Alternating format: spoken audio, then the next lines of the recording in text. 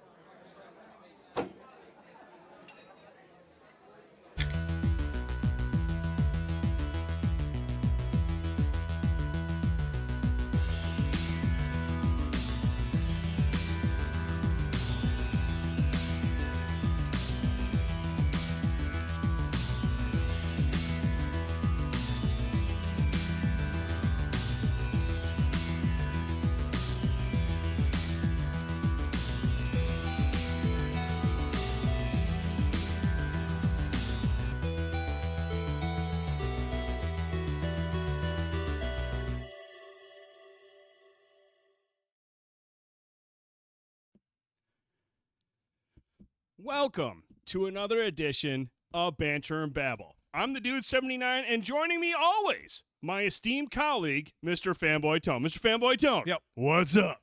Not a whole lot. How's it going today, man? You know, I'm tired, which is pretty consistent. But other than that, things are pretty good, I suppose. I've had a good weekend.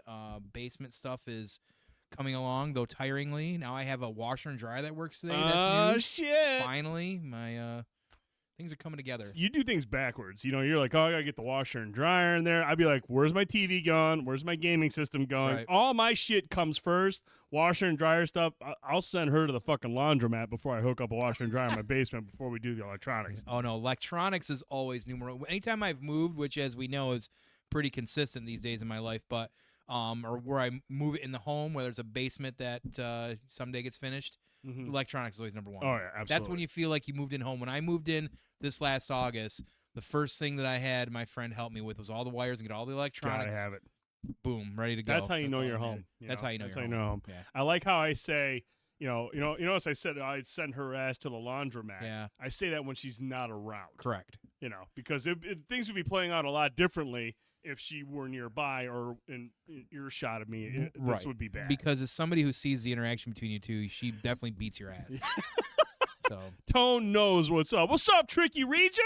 What's up, Trick? I didn't know he was still alive. I just saw him today at work. I was like, holy shit, dude, you're still alive.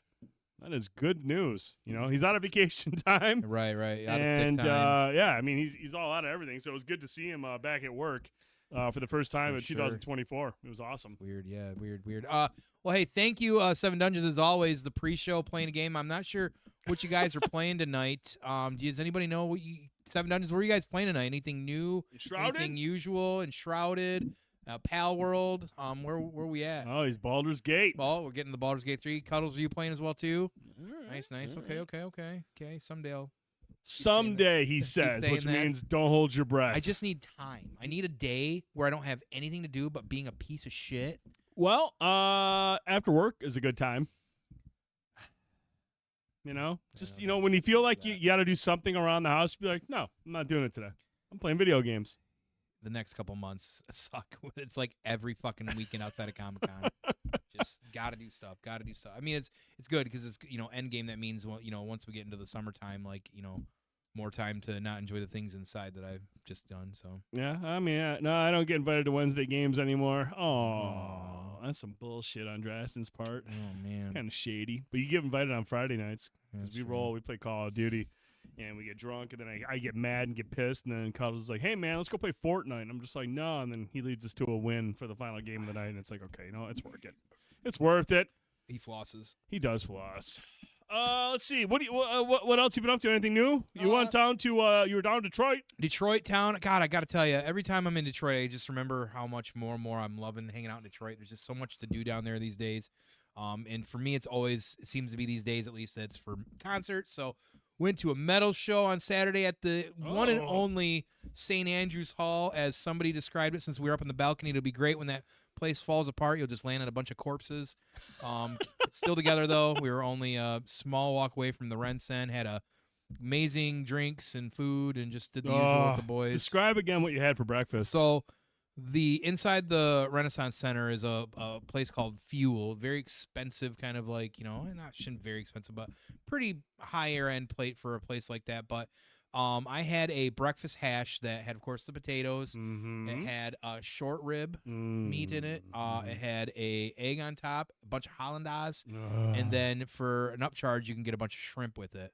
And usually it's like you get like two. Usually you pay you're getting like a couple shrimps, whatever. No, it was a mound of shrimp on each side of this mountain. And I said, "Hey, do you have any Tabasco Franks or anything?" She's like, "I got both. Bring them both." So you're double fisting. Absolutely. That's what you're good at, man. Absolutely. It's literally like, I know some really great places for breakfast. We got some great places even in the area here in Saginaw. There's some places I travel to in the Lansing area that's got great breakfasts. This breakfast that I had certainly hangs out at that higher echelon of plated breakfasts. It was really fucking good. Like, we were blown away on how good it was. Actually, we're like, this is amazing. Man, breakfast sounds good. I think, you know what? I think I'm going to treat myself to Nori's tomorrow. That's a good idea. I'm going to go to Nori's. I think I'm going to get that Greek omelet. Oh, it's God. basically a fucking gyro in an omelet, and there's tzatziki sauce they got in there. I fucking love omelets, dude.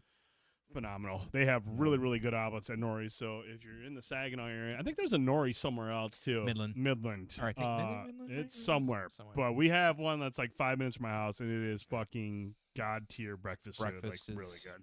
Breakfast is big fan of anything that's like super fattening. If I can get like an omelet full of shit, I'm just like, yeah, dude. If the omelet looks fatter than I do, I'm really hyped because I'm like, cool. I'm going to eat a lot. I would love to scramble your eggs. Oh, God, he is such a fucking flirt sometimes. Fried or fertilized. It's hard to focus on stuff. Yeah. Let's see. What have I been doing? I've been prepping, dude.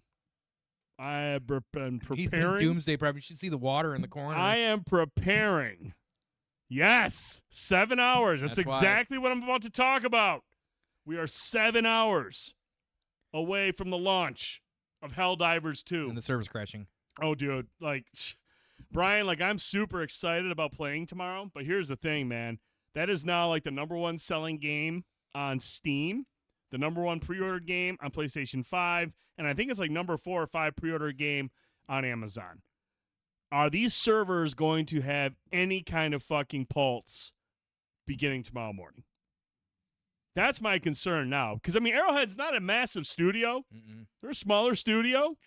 Now, I don't know who's... I'm assuming PlayStation, because they funded most of this thing. I'm assuming they're flipping the bill on the server, so hopefully they got a good server farm. I got to believe, dude. I got up for Super Earth. I hope that was a Parappa the Rapper reference. For Super Earth, for liberty, for democracy, I am hoping to God these servers hold up because I'm fucking hyped. I'm a little concerned because we haven't seen any reviews yet. It is crossplay, Tricky. Yes, it is. Crossplay between PC and PlayStation 5. No cross progression, but in their Discord, one of the community managers said no cross progression at launch. So that means it's possible. Yeah, I can load that bitch up on my to. Rogue Ally. That'd be cool. And bounce around with it. Yeah, if it's X-Play, you'll get to talk to Adam, or what is his name? Adam Sessler. Adam Sessler. They did give out review codes. Some of them just have gone out today. I know a couple of them, but I mean, there's a lot of people that have like some preview videos out. So I mean, some of these outlets have codes. But I think you're right. I think part of it is also they want to maybe review it when everyone's in there. You know, take the servers into consideration. The only other thing I'm worried about is like, what are they going to talk about? Not so much for myself, because I was telling Tone, I don't really get in a fucking tissy about over microtransactions and buying skins. If they're expensive and I don't want it, I'm not going to buy it. If it's expensive and I love it, I'm probably going to buy it. It's really that simple. I don't. If it's super egregious, like if it's something ridiculous for a helmet then I'll be like, okay, that's kind of fucking lame. But like at the same time, I understand how news like that can destroy a game, can kill it before it even gets off the ground. And I don't want that to happen to Helldivers 2. I want this game to thrive. I want it to succeed. The first game had weapon packs and they weren't good. They weren't, but that was also a small indie game. This is now basically a AAA game from a smaller studio. And you never know, dude. Everyone loves to use inflation as a reason to upcharge they love everything. To use that, yeah. So yeah, and that was also 9 years ago, exactly. So I mean, that was an older game, but you know, I don't really have an issue with it. Like I said, if it's something that I want and if it seems reasonable, I'm gonna buy it. If I feel like it's overcharged or if it's too much, I'm not gonna buy it. I'm not there for the cosmetics. I'm there for the gameplay loop, which the first one showed. It's a great concept. But I am just kind of like, you know, I want, and it sounds like based by the previews and the videos we've seen, the switch to third person has not taken away from the gameplay experience. That's what's important, I think. And I want, I mean, the switch to third person was always going to be concerning because I just love the first game so much and the premise of it. Jay Hill had a question about it. He said, "What is Helldivers 2? What kind of game?" It is a cooperative, a 4-player co-op kind of like mixture of horde objective based game. If you've ever seen Starship Troopers or any Paul Verhoeven movie, you will understand the type of story that this game is telling. It's very satirical. It's very over the top. It's got some laughs in it. But basically, it's 4-player co-op, and friendly fire is always on. And you're basically like these fragile little soldiers who are wielding like these overly powerful weapons. You get to call down like airstrikes, but you have to communicate shit because if you don't, you're going to kill your own fucking team. Think like Gears of War, but with the 4 trickies and friendly fire. Right. So basically, if you play with tricky, we're fucked. Yeah. But it's very challenging. It can be very difficult. There's many difficult levels to each mission type, and it can get very chaotic, and it can be very rage-inducing.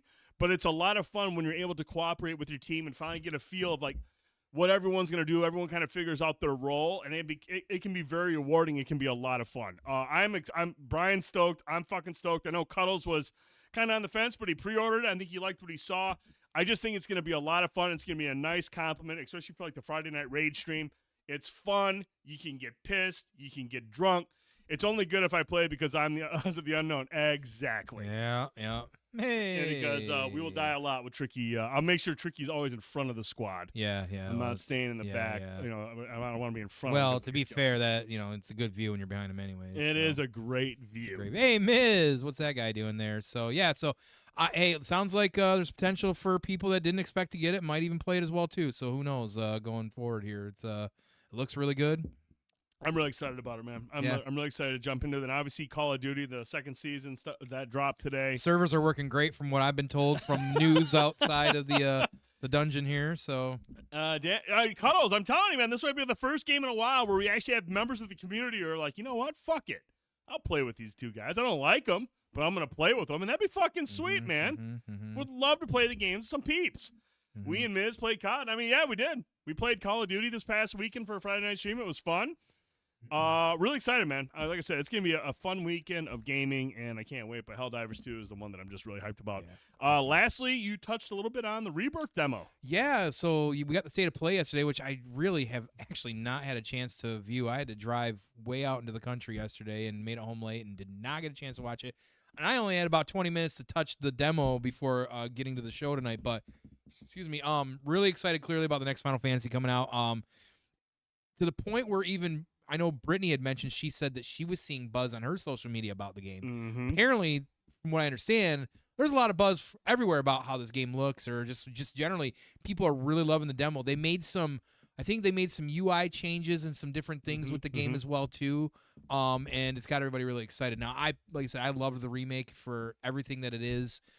Remakes are a really weird thing, especially on things that I love, but I really like what they did with this and the combat, like this evolved combat. And I'm telling you, like, just even the few minutes I played with this one, the game is fucking gorgeous, and this is probably going to be really exciting to play, and I'm hyped. I caught glimpses of the state of play, and it sounds like you're going to have a ton of fucking shit to do in this game. Yeah, it sounds like they definitely, because when you get to this part in the game, I think it was probably the second disc from PlayStation, when you leave Midgar, it opens the world up, and it becomes a little bit more open world. So it sounds like it might, hopefully, my fingers are crossed, be more that old school JRPG feel where you have a world more to explore instead of being what they've done for the last 20 years, which is kind of give you more of like a boxed in linear path. Yeah.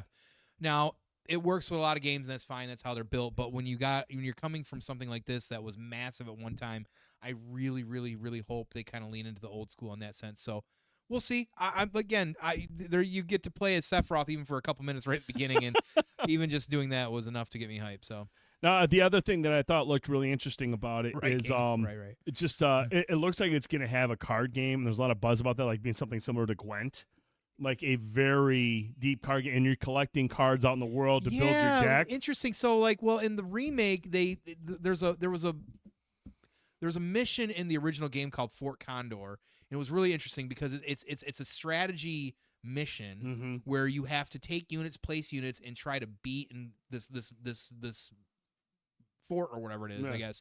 Well, they turned it into a board game in the the DLC for remake, intermission, and it's really like you can goddamn well. As soon as I discovered this, like for 2 hours straight, that's all I was playing. Oh boy, yeah, really awesome. So the card game, the last time that was in a Final Fantasy was 8, which that's what Cuddles just said. Final Fantasy 8 had a card game, right? It did, and there's people out there that swore by that card game. Really? There are a lot of people that didn't. I didn't really choose. Gwent got its own spin-off at one point, didn't it? Gwent is one of the and this is somebody who plays actual tabletop games and has the actual Gwent decks I can play. I think me and Drastin have actually played it. Is one of the best card games that I've played in some years. It's very smartly built. So it's exciting to see how that goes. That's trouble for me because if I like it, just like with Gwent and Witcher, there'd be nights where I would just play Gwent all fucking night. Yeah. Just fucking play it. Have you ever played the games Hand of Fate? Sounds familiar, but dude, I don't believe if you're into tabletop shit, and even Drastin, check out Hands of Fate. Okay. There's 2 of them, and they're fucking awesome games, man. Like really, really, really good games. Okay. And I think you and especially Drastin would really dig it, man. They are fucking really cool games. Better than Go Fish? I doubt it. Ooh, I mean, Go Fish is pretty awesome, though, right? Go Fish is still a pretty good card game. I'd stay away from face card games these days. I know Midwest and Michigan especially is euchre, but I retired from that in high school because I was too fucking good. So Hands of Fate is when you close your eyes in a circle. Sure. I had some. I was cooking on something like that too, King. I'm glad you let him do it. Let him do it. I'm glad you don't want to say it out loud. I'm glad you picked up on that. I played euchre the other weekend. Had been a while. I haven't played euchre in a long time. My problem with playing euchre and the reason why I hate playing it is because usually my partner sucks. So it's very frustrating. If you're going to be good at euchre, you got to have like somebody that you've played with for years. You got to have somebody so you can learn each other how they're going to play. And when we played so much in high school. That's all we did for lunch. We had, we had a craze of it in my high school, and we would play like an English hour. We'd be like, "What's a free hour? You guys can play euchre," and we would just fucking play euchre, and that's all we would do. And a couple of us we were always the same team, and we would just always be good. Because euchre is all about learning your teammates' strategy and how they're going to play. You know what they're going to do in certain situations, so you know what you're going to do, and you play off that. Whereas if you go in with somebody new, you have fucking no chemistry, and like you said, it can make for a real shitty experience. The reason the game doesn't get the reason I feel like people just play it for casual. I play it cerebrally, and that's the problem with that game for me is because if you don't have somebody that wants to play cerebral, they're going to fuck you up every time. You can play 9s and 10s and still win hands, but you have to play it really fucking smart. You have to bait people on shit, and people don't get that. And that's where you get that chemistry from. Like, he's leading them in. He's trying to bait them in. Yeah, or I'll go alone or something like that. Yeah, man. You get how it is. Quick housekeeping, Tone? You know it, Middle Mall Comic-Con coming up just a few weeks away, March 2nd, March 3rd, 40th anniversary of Ghostbusters. I have talked to Paul again today. There is so much exciting things that every fucking day I talk to him, there's new stuff coming. So I'm going to meet up with him hopefully next Thursday. Maybe we can do a quick promo as well, too. But we're really excited. Obviously, I know some of y'all are coming with the 7D crew. Some of you might even be traveling. Just, hey, come hang out. Come have a good time. It's going to be a blast. If you want to come and stay, there's plenty of hotel rooms, I believe, still open in the area as well, too. I think there's some group stuff as well, too, for the Middle Mall Comic-Con. But, we are going to be streaming as always. However, quick PSA. Quick update on this. Quick PSA. We will actually not be streaming to the Twitch channel here for this event. We have made a decision to stream to Facebook and the YouTube channel of Banter and Babble simultaneously. And the reason why we're choosing that is because we want to make sure that Paul and FETs and all our outreach for the Middle Comic Con lives mostly on Facebook. Yep. That will It's be beneficial for them. Right. If they can't make it to the show and want to still view and enjoy it, say they only can make it one day and they still want to check out the other day, whatever it is, this will be the best way for us to connect to them through Facebook and or the YouTube. So I know you guys, which we appreciate you here on Twitch, live every Wednesday, but if you want to be able to come and hang out with us, hop over to the YouTube that day. I know like Facebook is Facebook, so I don't try to talk anybody into that bullshit. Only reason I have it is because of Banter Babble, if you want the honest opinion. So, check us out wherever it's going to work best for you. But that's why we're going to do that. We'll keep talking about that as well, too. It's that, and it's also because Twitch, if we stream the event on that Saturday, we can't post it on YouTube or any other outlet until Sunday, which we don't want to do to the people who are interested in watching this show and seeing the show. We want to have it available right away on YouTube for everyone to watch there. And I get it. Facebook. I'm not a huge fan of Facebook, but I'm in the minority because there's a ton of fucking people that use Facebook. There's a ton of people that follow the Middle Mall Comic Con and Paul on there. We want to make sure that they're all able to see it live. Twitch is obviously our home for the show. That's where we do all of our streaming, and I love it here. But at the same time, I want to make sure that we're able to reach out to as many people who are interested in the Middle Mall Comic Con as possible. And by doing that is to go through YouTube and through Facebook. So that's where we'll be for the show. But obviously, if you've been following Banter Babble here on Twitch, we'll have the links and stuff. It's in the description below, and you can find it on all of our socials, where you can find our videos on YouTube and as well as our Facebook page. Head over to and hand me one of those over there too. That I brought today buddy. too. We did get some new business cards now, or you can hold it. Pretty clean. You can see it now. It's kind of seeing through, but we went simple, minimalistic for this one. There is a QR code now. People can just scan that, go right to our link tree. We're gonna get the QR code added eventually to the Twitch down here as well too. So you don't got to type in for the link tree or click the link or whatever. You can just scan that as well too. So really excited about that. It's very nice. We are going to have a giveaway during the weekend. We're going to do a grand prize on Sunday that day. Basically, what we're going to do is, and I'll get more into the details. I'm pretty much finalizing them, but we're going to give out a T-shirt as we always do, and probably a coffee mug or something, and some other swag.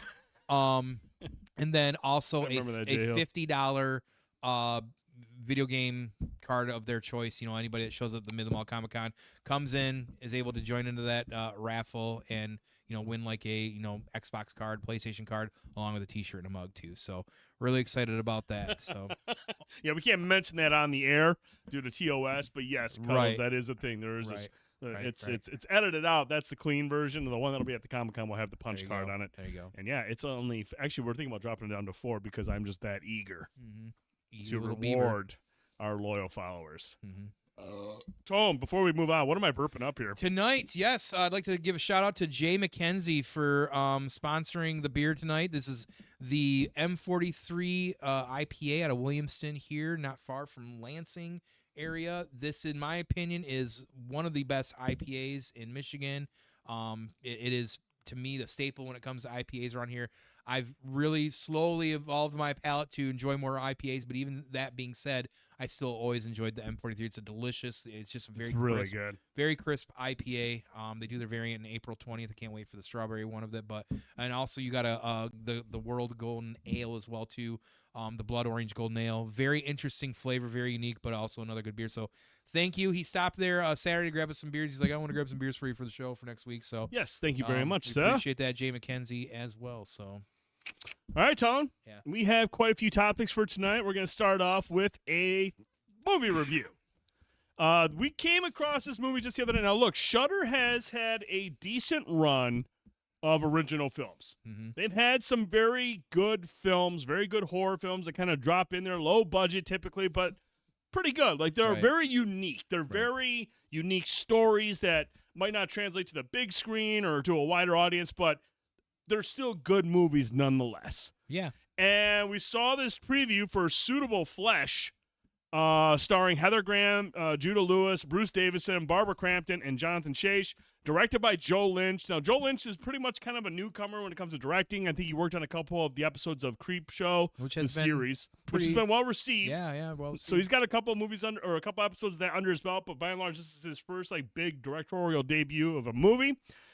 Now, Tom, the best way to describe this is an H.P. Lovecraft-inspired horror film. Correct. It lives within the realm of H.P. Lovecraft. Matter of fact, as soon as it boots up, it says Arkham, Massachusetts. And they continue to talk about Miskatonic University. So that's how you know. That's how you That's know. how it started. Yes, Roller Girl. Roller Girl is easily her best role. I think we all squirted into a sock in the 90s. Anyways. But you might want to squirt into a sock watching this because, this movie kind of reminded me of Species. I was just like, is the lead actress here just going to fuck everybody in the movie? Right. Because honestly, that's what Heather Graham does through most of this movie. Not by her character's choice. But dude, Tone, this is basically Heather Graham plays like a psychiatrist, and she is seeing a patient when one day a young man shows up claiming that somebody wants to kill him, somebody's trying to take his body. And she's like, well, obviously you're disturbed. And so she becomes interested in him. But there's more to him than meets the eye. Yeah, it's anything with Lovecraft, there is some evil mechanism running some kind of an somewhere. Entity that is unseen, but its presence is there. Usually a book somewhere. It kind of reminded me, what was the movie with Denzel Washington when the spirit passes from one person? Fallen. I mean, there you go. Shades of that. That's a fucking movie. Yeah, Fallen's actually a fucking dope ass flick. But like, very shades of that. Fair. Yeah, for the most part, though, this this isn't a time. I was just thinking the same. Is on my side. Yes, it is. Yes, it is. But like this movie, it's not great. But it is a reminder that Heather Graham still has some acting chops. She's very good because like what it requires for her in this movie, much like many of the characters in this movie, is when they're possessed by this entity, their mannerism changes. The entity is kind of very foul. You have to be bought in. You got to be bought in. You got to be committed to the role. And like early on as the psychiatrist, she's basically Heather Graham that you know and love. She's like, okay. But when she takes on this entity, when it kind of possesses her, then you kind of get to see the other side. And like that requires talent to be able to sit there and create two different characters and play them in a unique way. And she's actually really good. When she turns into that saucy or that sassy, flirtatious, kind of slutty, like deviant person, I'm just like, oh. Like, she's really good. And the way that she transitions back and forth from those two characters is probably the highlight for me because I think it's just really entertaining to see that unfold. She's the highlight, I feel, of this movie. She really is. I mean, everyone else it's very similar to like Venom, like kind of like that personality. Actually, really, yeah. Yeah, I mean, it's like a personality. Just like she kind of bounces back and forth, and that part of it is really good. There's a fair amount of gore. It's actually pretty gory. It's got some good. There's one kill in particular towards the end that I fucking loved. That I thought the way that they captured it was pretty funny. Yeah. Rip pointed that out, and I was like, oh, I didn't even notice that. That's pretty sweet. It was actually pretty good. So I mean, like I said, if you're a member on Shudder, I think it's like $4.99 or $5.99 a month. It's rather cheap. It's a fun watch. It's an entertaining watch, but ultimately, I think it's gonna be one of those movies you're gonna forget about it after a week. But it's just a good showpiece for Heather Graham, and I appreciate it when actors, no matter how absurd the premise is, when they're fully committed into it and they make it believable. You're just like, okay, I'm in it for the ride. Yeah, I feel like, definitely Heather was a highlight for this movie. Like she was, like you said, she was committed. Even honestly, I'll say even the main character, the kid. Yeah, Judah. I felt like for a young, newer, probably actor, like he did a really good job at least doing what he needed to do as well. But overall, I feel the movie was overly campy, very campy, and it's kind of a shame. Like, and I like certain things like that. I love camp, but it can be overdone, right? And I feel like if it's self-aware, it's kind of one thing. But the problem with this one is it really wasn't. And one of the things that happens with Lovecraft movies that take inspiration is that some of these movies really feel like they need some form of levity with their characters. They do.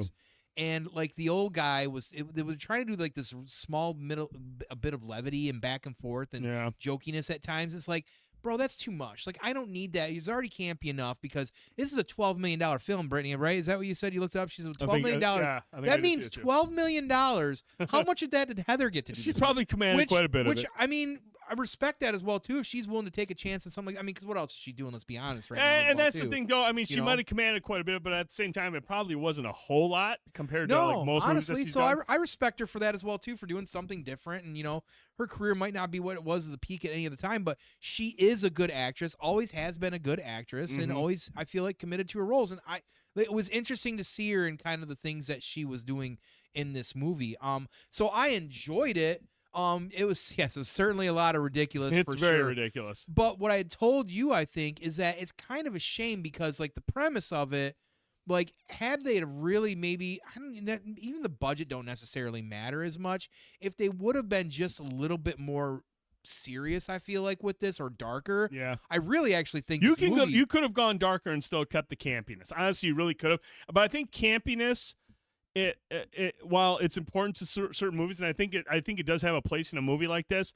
But when everything else around it, and it's probably part of budget constraints, is like some of the performances outside of the main three, not very good. Not great, and that definitely kind of takes you out of it. And when you have the transition or when the possession takes place, it's kind of the same thing, and you kind of expect just a little bit more in terms of like how violent it is to make that transition. So I feel like, you don't get that shock and awe in certain ways. So I mean, it's, you got low budget, this and that.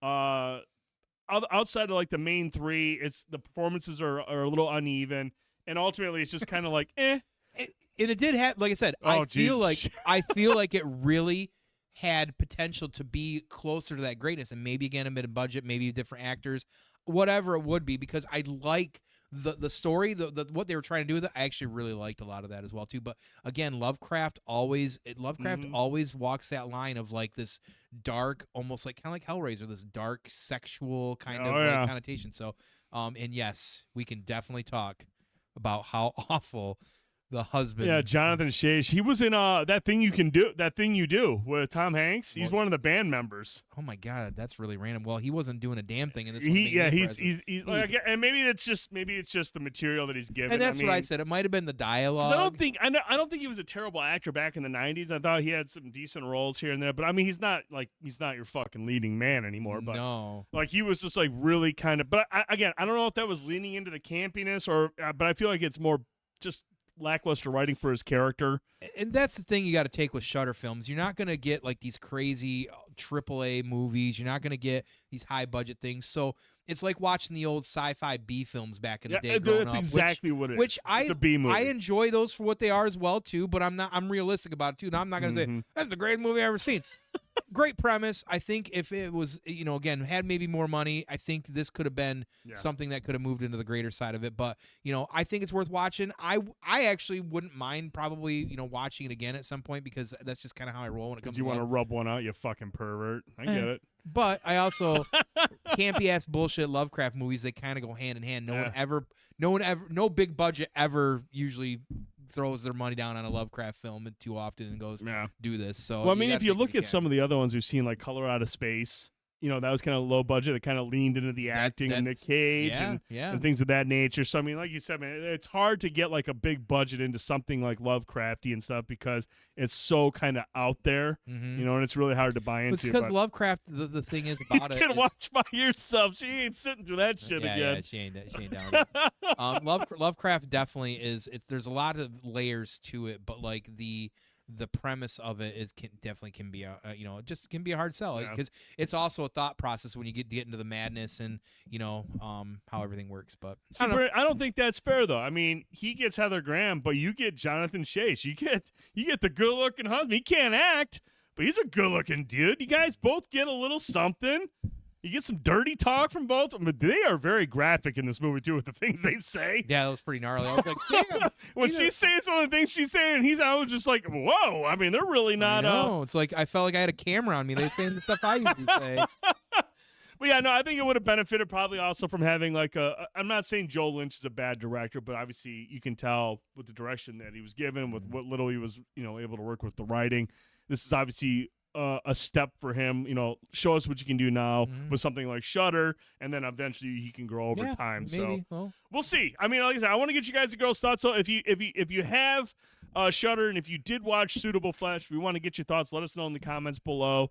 I thought it was an okay flick. Heather Graham is definitely the highlight, but I'll be curious to hear what other people think about it. Yeah, I thought it was all right. So, all right, you guys, we are gonna move on. We have a fuck ton of news, Tone. I need a stack of papers. I know. We don't get any of that for news from around the realm. Right. I want to get that echo. Well, we should get a cameo of like Keith David to do that for us. Dude, Can you imagine Keith David going like Maybe from around the realm? Yeah. Or maybe we get like John Kassir or something to do like the voice of the Crypt Keeper do it for us. Maybe we can get Jonathan Shash from Suitable Flesh. He's do not it for doing like, anything. He'll do it for like some double Big Mac coupons. Fuck that. I will make an overlay. I like this overlay. I just want the audio, man. Make the audio, cuz make that something like news. Musical mode accelerated See my if Dan dismay. Rather's up to it. Let's see what else we got. Cuddles, I started Marvels today, and about 40 minutes in, that's it. Cuddles said it was like one of the worst movies Cuddles, he's seen in not a while. fan, It's not great. It's not great. No. Definitely, you can see why they rushed it to Disney Plus. Like, really I fast. always say the thing I liked the most about the movies, I felt like the three leads had good chemistry. Yeah, they when were had good it in going. And that honestly, again, to me, Miss Marvel stole the show completely from the other two.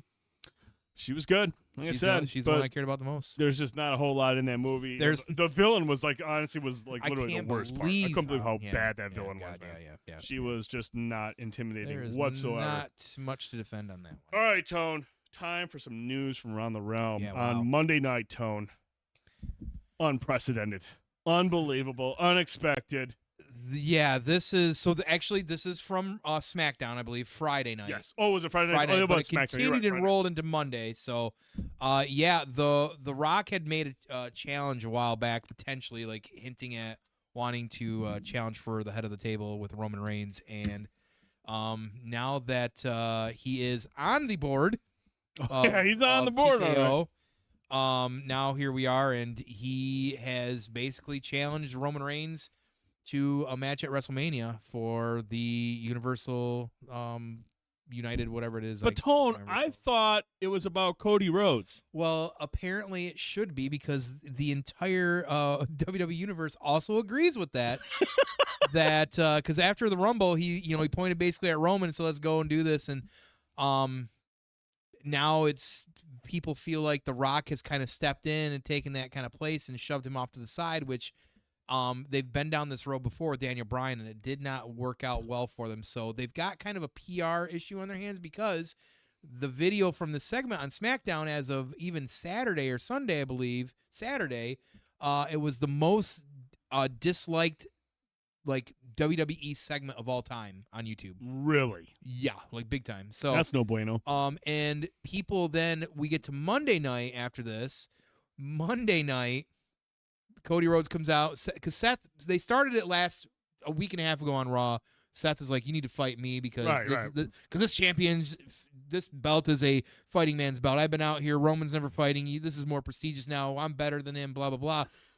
And we already saw that they were laying the seeds for that as well too. And sure shit, SmackDown this is, and then Raw this week when Seth and Cody are out there. We heard, I still can't believe I'm even saying this out loud. The crowd started chanting "Rocky sucks." Ooh.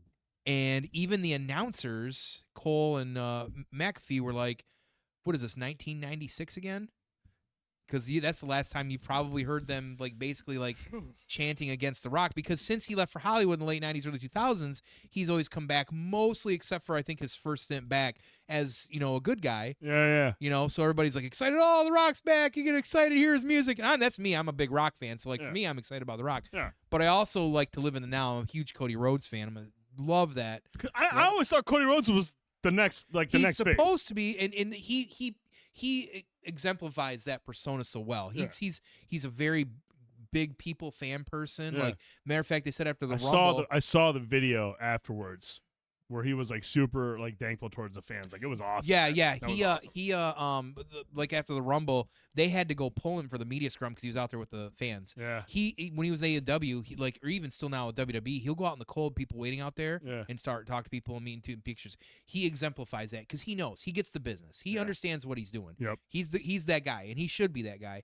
But and when it comes to these sort of things, nothing, even though it's written, doesn't mean it's set in stone. Things have to change. We think this is because CM Punk was planned for more things. Well, he got injured at the Rumble. Mm-hmm. Fragile mind, fragile body, fragile ego. Karma comes around to you. Oh, is Punk hurt? Karma comes back around. Toxic Phil.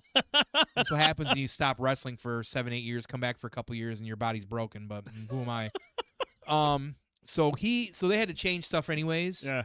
And that's kind of where we think this has led to partly as well too. So I do know that after those chants and because Seth Rollins said, I'd never thought I'd hear that before, as they're saying Rocky sucks. Yeah. I think Cody tweeted out Monday night, said, hey guys, trust me, basically, like there's an answer, a pathway. Well, there's been some rumors, and this is tough for the dirt sheets in wrestling because they're the worst, because there's always smoke and mirrors nowadays, that they may change this now because of the backlash from people. Really? Because of the PR issues they had with the Daniel Bryan movement back in 2016 that led me to stop watching WWE, matter of fact, as well too, and they're doing the same thing here. So that's kind of in wrestling, one of the things that gets people to flip back and forth from good guy, bad guy is how the crowd reacts and what the crowd wants. Yeah. WWE has been really tone deaf over the last 10 or 15 years since they went public on what the crowd wants, especially when Vince was around. Yeah. And I think the other guys that are in charge now, they understand that you can't be tone deaf because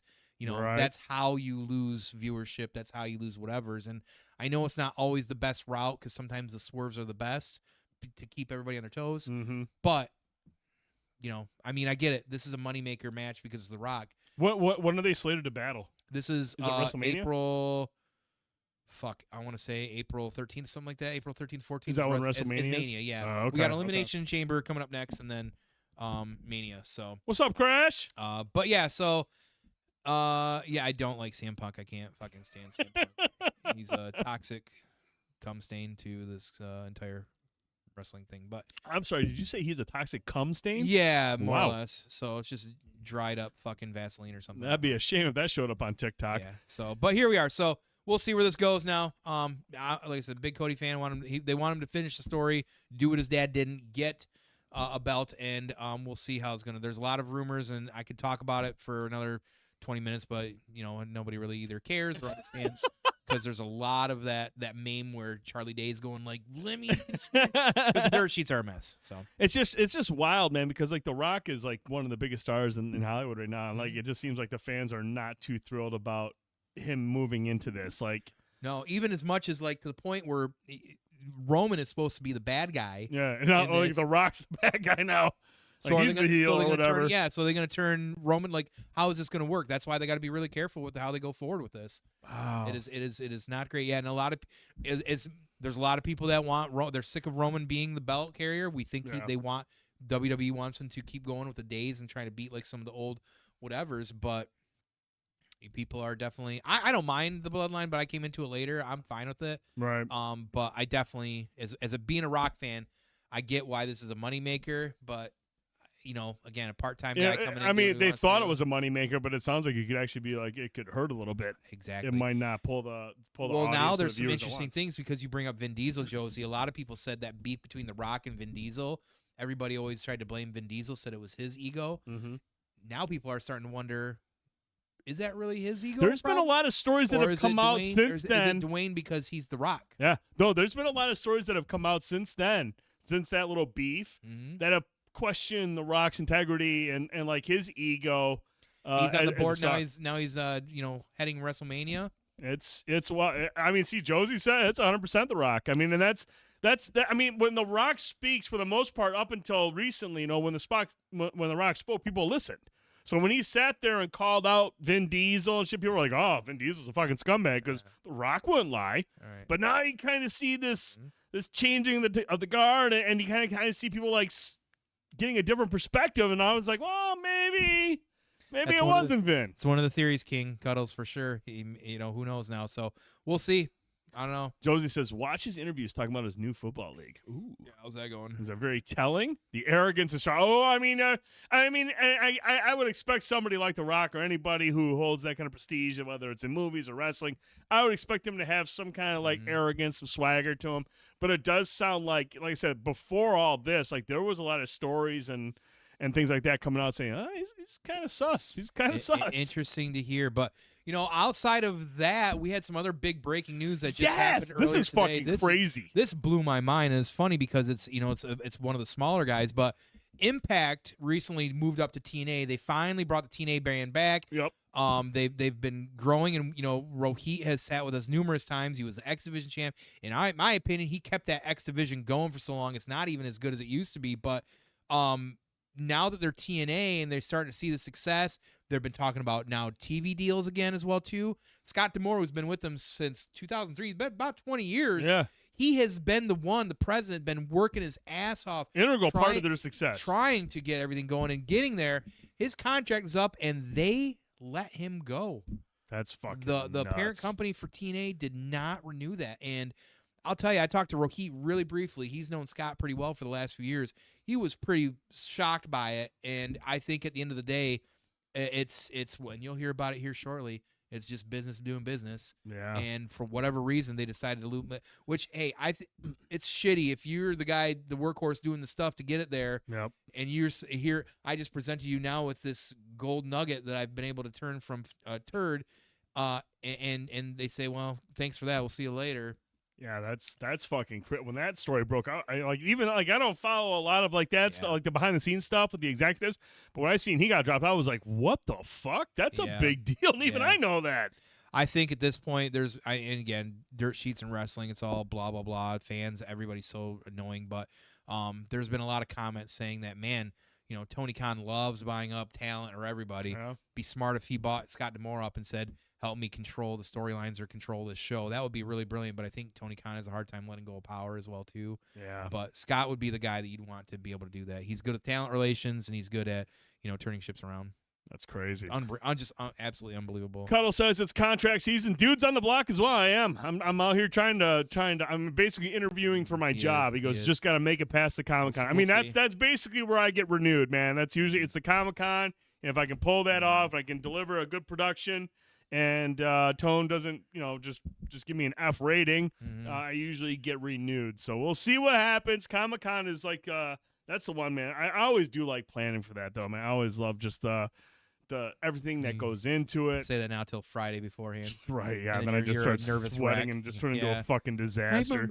Calling me at 2 a.m. You get nude. Hey, I might. You never know. You never know. All right, Tone. Moving on to the next topic. This has been a fucking wild-ass week for gaming. This has been some crazy news. This started back in January. We talked about it briefly. There was a rumor that Microsoft was going to do their developer direct and that they were going to announce that Hi-Fi Rush was going to come to Nintendo Switch or maybe other platforms, PlayStation 5, and that never came to fruition. And I was like, oh, man, there was a lot of buzz about that. And then on February 1st, there were files on cosmetics data mined from the Hi-Fi Rush update that appeared to confirm that basically there were shirts that showed up in the data mine. One was blue, one was red. It said, like, welcome aboard or welcome to Hi-Fi Rush. And everyone's like, oh, wait a minute. Is that for, like, Nintendo and PlayStation? So more just fuel on the fire. Like, oh, man, Hi-Fi Rush is coming to these other consoles. And then, dude, this past weekend, all fucking hell broke loose. The story started coming out. Like, we're not just talking Hi-Fi Rush or even Sea of Thieves. I mean, those were two of the games which made sense. I mean, Hi-Fi Rush, smaller title. Get that out there more. Easy to work on a Switch. Sea of Thieves, that's a live service game. Yeah, perfect. Get it out there everywhere. There you Microsoft has several live service games now. They have the Elder Scrolls Online. That's on every platform. Minecraft on every platform. It would make sense to get something like Sea of Thieves out there. But Jesus, over the weekend, man, just a deluge of rumors surrounding big-time titles. And I'm not talking like from some fucking weird insider. These are journalists. Tom Warren from The Verge, Jeff Grubb. I mean, these are established journos. Yeah. Jez Gordon from Windows Central. They're all like going, oh, man. We got something cooking. We got a lot. There's rumors going on. Starfield is coming to PlayStation 5. I mean, again, these are rumors. This hasn't been confirmed. But there are stories of Starfield coming to PlayStation 5 after the, what's it called, the Shattered Space expansion that's supposed to drop on Xbox and PC later this year. That'll drop, and then after that, they're going to release the game on PlayStation 5. That's the rumor. But then there's, like, other games. I mean, up until where they even mentioned, somebody mentioned the Indiana Jones game. The plan, based on what these journalists have heard, is it'll drop on Xbox later this year, and just mere months later, it'll drop on PlayStation 5. What? I mean, but looking back at the Indiana Jones reveal, At the end of the trailer, it never says Xbox. Oh, you did say shit like It that. doesn't. It doesn't say Game Pass. I mean, I think it said Game Pass, but it doesn't say exclusive to Xbox. It didn't say anything about that. It didn't say it was single platform. So you had that going on. And Christ, dude, even Jeff Grubbs came out and said, dude, they're thinking about Gears. There's rumors that they're going to bring Gears over to PlayStation. Gears of War. That's wild. That's wild. Right. So all these stories start dropping. And I mean, again, these are big time journalists that are saying, man, we're hearing all this stuff. And not a fucking word from Microsoft throughout the day. But I mean, and that's the thing, like, I understand, like, more often than not, you'll see these publishers, they'll be like, we don't comment on speculation and rumors. Right. You know, you get that copy and paste response for situations like this. Makes sense. But I mean, the way that this was brewing and the way that the reporting was coming out, again, from established journalists, and the way this came out, I eventually people were like, dude, there's no way they can sit on this. There was a rumor that Sarah Bond had sent out a message to some Bethesda employees saying, look, we're going to talk about some new plans in the spring. Until then, business as usual. And then, you know, this story broke. All hell broke loose. And then eventually, we got this from Phil Spencer. We're listening, and we hear you. We've been planning a business update event for next week, where we will look forward to sharing more details with you about our vision for the future of Xbox. Stay tuned. End quote. First of all, that's not a denial. That's not a fucking denial at all. So, but now but when I see that, dude, that also sounds to me like he doesn't know, because it's a business event. Yeah, he's the big mouthpiece for Xbox. He's the spokesperson, the face. He's the face of Xbox. He is not Microsoft. Right. There are people above him who make business decisions for the Microsoft brand, for the Microsoft properties that they own. Money. So this tells me, first of all, that's not a denial. Second of all, I don't think fucking Phil Spencer knows what the plans are. I mean, he probably does now. They're probably like digging into it. They're probably revealing, here's what we're going to talk about next week. But I don't think he even knew. And it makes me wonder, dude, because honestly, if you look back at the several times Xbox CFO Tim Stewart said back in November, our mission is to bring our first-party experiences and our subscription services to every screen that can play games. TVs can play them. You don't even need a fucking box. You don't need it right now. And that's where the streaming service comes in. Microsoft CEO, I think it's Satya Nadella, said, if it was up to me, I would love to get rid of the entire exclusives on consoles. But that's not for me to define, especially as a low-share player in the console market. That was said several months ago, almost a year ago. So we do know that the big dogs, the CEO and the CFO, they want to put this shit fucking everywhere. Mm-hmm. But that sucks because Phil Spencer's been just going around going, Xbox first. That's our focus, our community. We'll look at this on a game-by-game basis. But he came out and said recently, Elder Scrolls, that's going to be an exclusive. Oh, this game's going to be an exclusive. That game's going to be exclusive. Not anymore.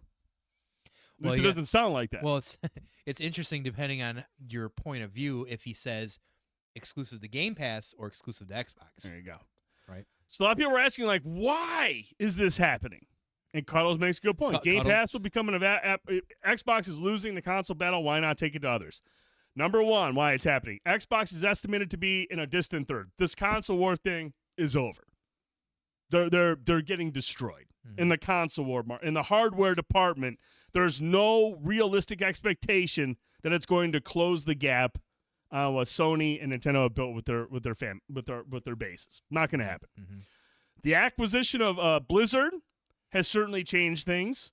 They have to kind of they had to make all these deals with Sony and Nintendo. Hey, we'll bring Call of Duty here. We'll do this and that as part of regulatory responses. They spent a lot of money. They spent a lot of money for that stuff, and they told people, look, we'll bring these games to these other platforms just so they could close the deal. Mm-hmm. And then lastly, like I said, it's appeared that this has been in the cards from a business perspective from the higher-ups. Mm-hmm. So you have all that coming into play. Now, what does this mean, Tone? Like, honestly, we aren't going to know shit. This is all speculation. Obviously, the only thing we know right now is that changes are coming based on Phil Spencer's response. There is a business event next week where they're going to discuss the future of Xbox. Thoughts on this? First of all, your initial reaction to how this broke and what you think it means for the future of Xbox. I think it's going to be a simple answer for me. I'm still fucking surprised. Do not get me wrong. I think this is wild to even hear this at this point. As somebody who has owned every fucking generation of Xbox since initial, right? So, and a huge Halo fan and a Gears fan. So, wild to hear that. Yeah. That, I mean, to me, that's just as wild as hearing Mario's going to be on a PlayStation or an Xbox, right? Saying Master Chief's going to be on him. The second piece of them, and I'm going to toot the own horn here on this one, and I told you about this as well too. We've got receipts on it. You can go back years from now here, or a year or two. We've been saying this, and Cuddles is alluding to this as well too, because he's been in these conversations, as well, that we've been saying for a long time, and we've known it for a long time since 360 area. Shit, me and Prime used to talk about it working at GameStop. The Xbox doesn't want to continue to have hardware. They want to run your entertainment system digitally because it's cheaper. Hardware costs a lot of money. Matter of fact, typically when a new hardware console generation comes out, you lose money dollar for dollar on that hardware for until about halfway through the system. It's expensive. Microsoft has created a digital footprint to continue the legacy of Xbox for the rest of our entire lifetime frame. World ends, blows up, as long as Microsoft whatever it around. is. Exactly, with the way the Game Pass has got. They figured it out. It's the reason why they bought fucking whatever it was and turned it into Mixer to get that FTL speed, because of all comes back to this. It all comes back to this. It all comes back to getting everybody to pay $18, $20, whatever it is, for an Ultimate Game Pass, a Game Pass to have games exclusively, but run on everything else. And what'd be best about doing that? Not having to have a hardware built. Hook it up to your fucking TV. Guess what? Buy a $50, $60 controller, go play it there. Or buy our Game Pass as an app on the PlayStation as an added bonus. Honestly, to me, longevity again for their legacy, it sounds like a smart no-brainer. Cuddles mentioned it. And you've got it logistically, you can look it up. They're getting wrecked and have been since 2013 on console sales. I saw it with GameStop. This generation, it's even been fucking worse. Yeah, it's like 2 to 1. Like it's big time. So this is a smart business decision. And listen, it's not going to be an easy pill for some people to swallow, I feel like. But I mean, shit, like, to me, this is wild. Like, I could play Halo on a Switch potentially, or a Nintendo product. Okay, cool. I mean, that's great. No, I think part of it is because Game Pass is such. It is I'm never going to sit there and tell you Game Pass is a bad deal. It's not. I just don't think they have the hardware sales to justify Game Pass. They're not making any back revenue for that shit. They're not. They don't have enough people. Right. I mean, yeah, PC helps a lot. Having PC Game Pass helps a lot. But imagine if you're not down 57 million consoles to like 27. You got an extra 30 million consoles out there, 30 million fan base, all doing Game Pass. We're probably having a different conversation right now. That's more revenue to put back into the game making or adding games to Game Pass. So, like, I don't think that, like, Game Pass is bad. I just think I think people have just been put off by the Xbox hardware for a long time now. Like you said, since the Xbox One, when they fucked that all up, man. That was a massive fuck up. That was a messaging issue day one. And they've struggled with that's been their Achilles heel for the last 10 years is messaging. They can't ever get their fucking message straight. And it sucks. The Xbox Series X, by all accounts, is a fucking awesome system. It's a great, powerful system that can run games beautifully. But they just don't have the base. It's not something to do with Game Pass. It's not that Game Pass isn't good. It just doesn't have the base to justify it and to keep it sustainable. So, like I think what Xbox is going to do is they're going to come out and say, look, we're going to keep doing the same thing, Game Pass. I don't think they're going to exit the hardware. I don't think they're leaving hardware. You know, if they go anything, they might. We heard about it last year. We heard about that they're working on a streaming-only system. Probably slimmer version. Something beefier, like that where they can go with their streaming and have Game Pass. But I expect they'll have hardware for the time being going for it. I don't expect them to exit the hardware field. But what I do expect them to do is, in order to make Game Pass very appealing still, they will come out and still say, look, all of our games are coming to Game Pass. They'll be there day and date, Game Pass. But 6 months to a year later, we're going to bring those titles to other platforms. PlayStation 5, Nintendo Switch, Switch 2, whatever it be. Time exclusivity. Have those there, because if you have a fucking whole other... I mean, dude, Nintendo and PlayStation have massive bases when it comes to hardware. And if you have those people spending $70 on a game, going back to, I mean, Sony will get their 30%, whatever Nintendo gets for their cuts of the games, but a majority of that's going back to Microsoft. All of a sudden, Game Pass is sustainable. Mm-hmm. You're selling more games at $70. That's all going back to Microsoft. All of a sudden, Game Pass becomes a little bit more sustainable. Mm-hmm. So I do expect them to do that. I do expect them to keep Game Pass day one, day and date for all their first-party titles. And maybe there might be a select few that are exclusive, but by all accounts, I would expect all these games to come out 6 months to a year later. Just how PlayStation does with their games on PC. For single-player games, I think it's usually about a year, 2 years before they drop on PC. Multiplayer stuff will always be day and date because they want the crossplay, gets a bigger base of people playing, much like how they're doing with Helldivers 2 tomorrow. That's dropping day and date. That's multiplayer focus. That stuff will drop on PC day one. The other thing, I don't think this means, there's a lot of people who are going, oh, I'm going to lose my games that I bought digitally through Xbox. They're leaving. They're not leaving. The ecosystem is not going anywhere. Mm-hmm. They're always going. If anything, dude, with Game Pass, your ecosystem is going to be everywhere. Yeah. Look how they want it to be. It's going to be on your phone. It's going to be on your TV. It's going to be on whatever system you buy from Xbox. Yeah. The ecosystem isn't fucking going anywhere. PlayStation single-player games are always broken on PC. Not always. Sometimes they are. Sometimes they have issues, but they always fix them. But they're not always broken. That's not true. But I love how I just don't understand this fear of you're gonna lose your games. Everyone's like, oh, they're gonna take away all my games. No, they're not. You're not gonna lose your games. Microsoft's not exiting the field. Your ecosystem's going everywhere. So I'm not worried about that.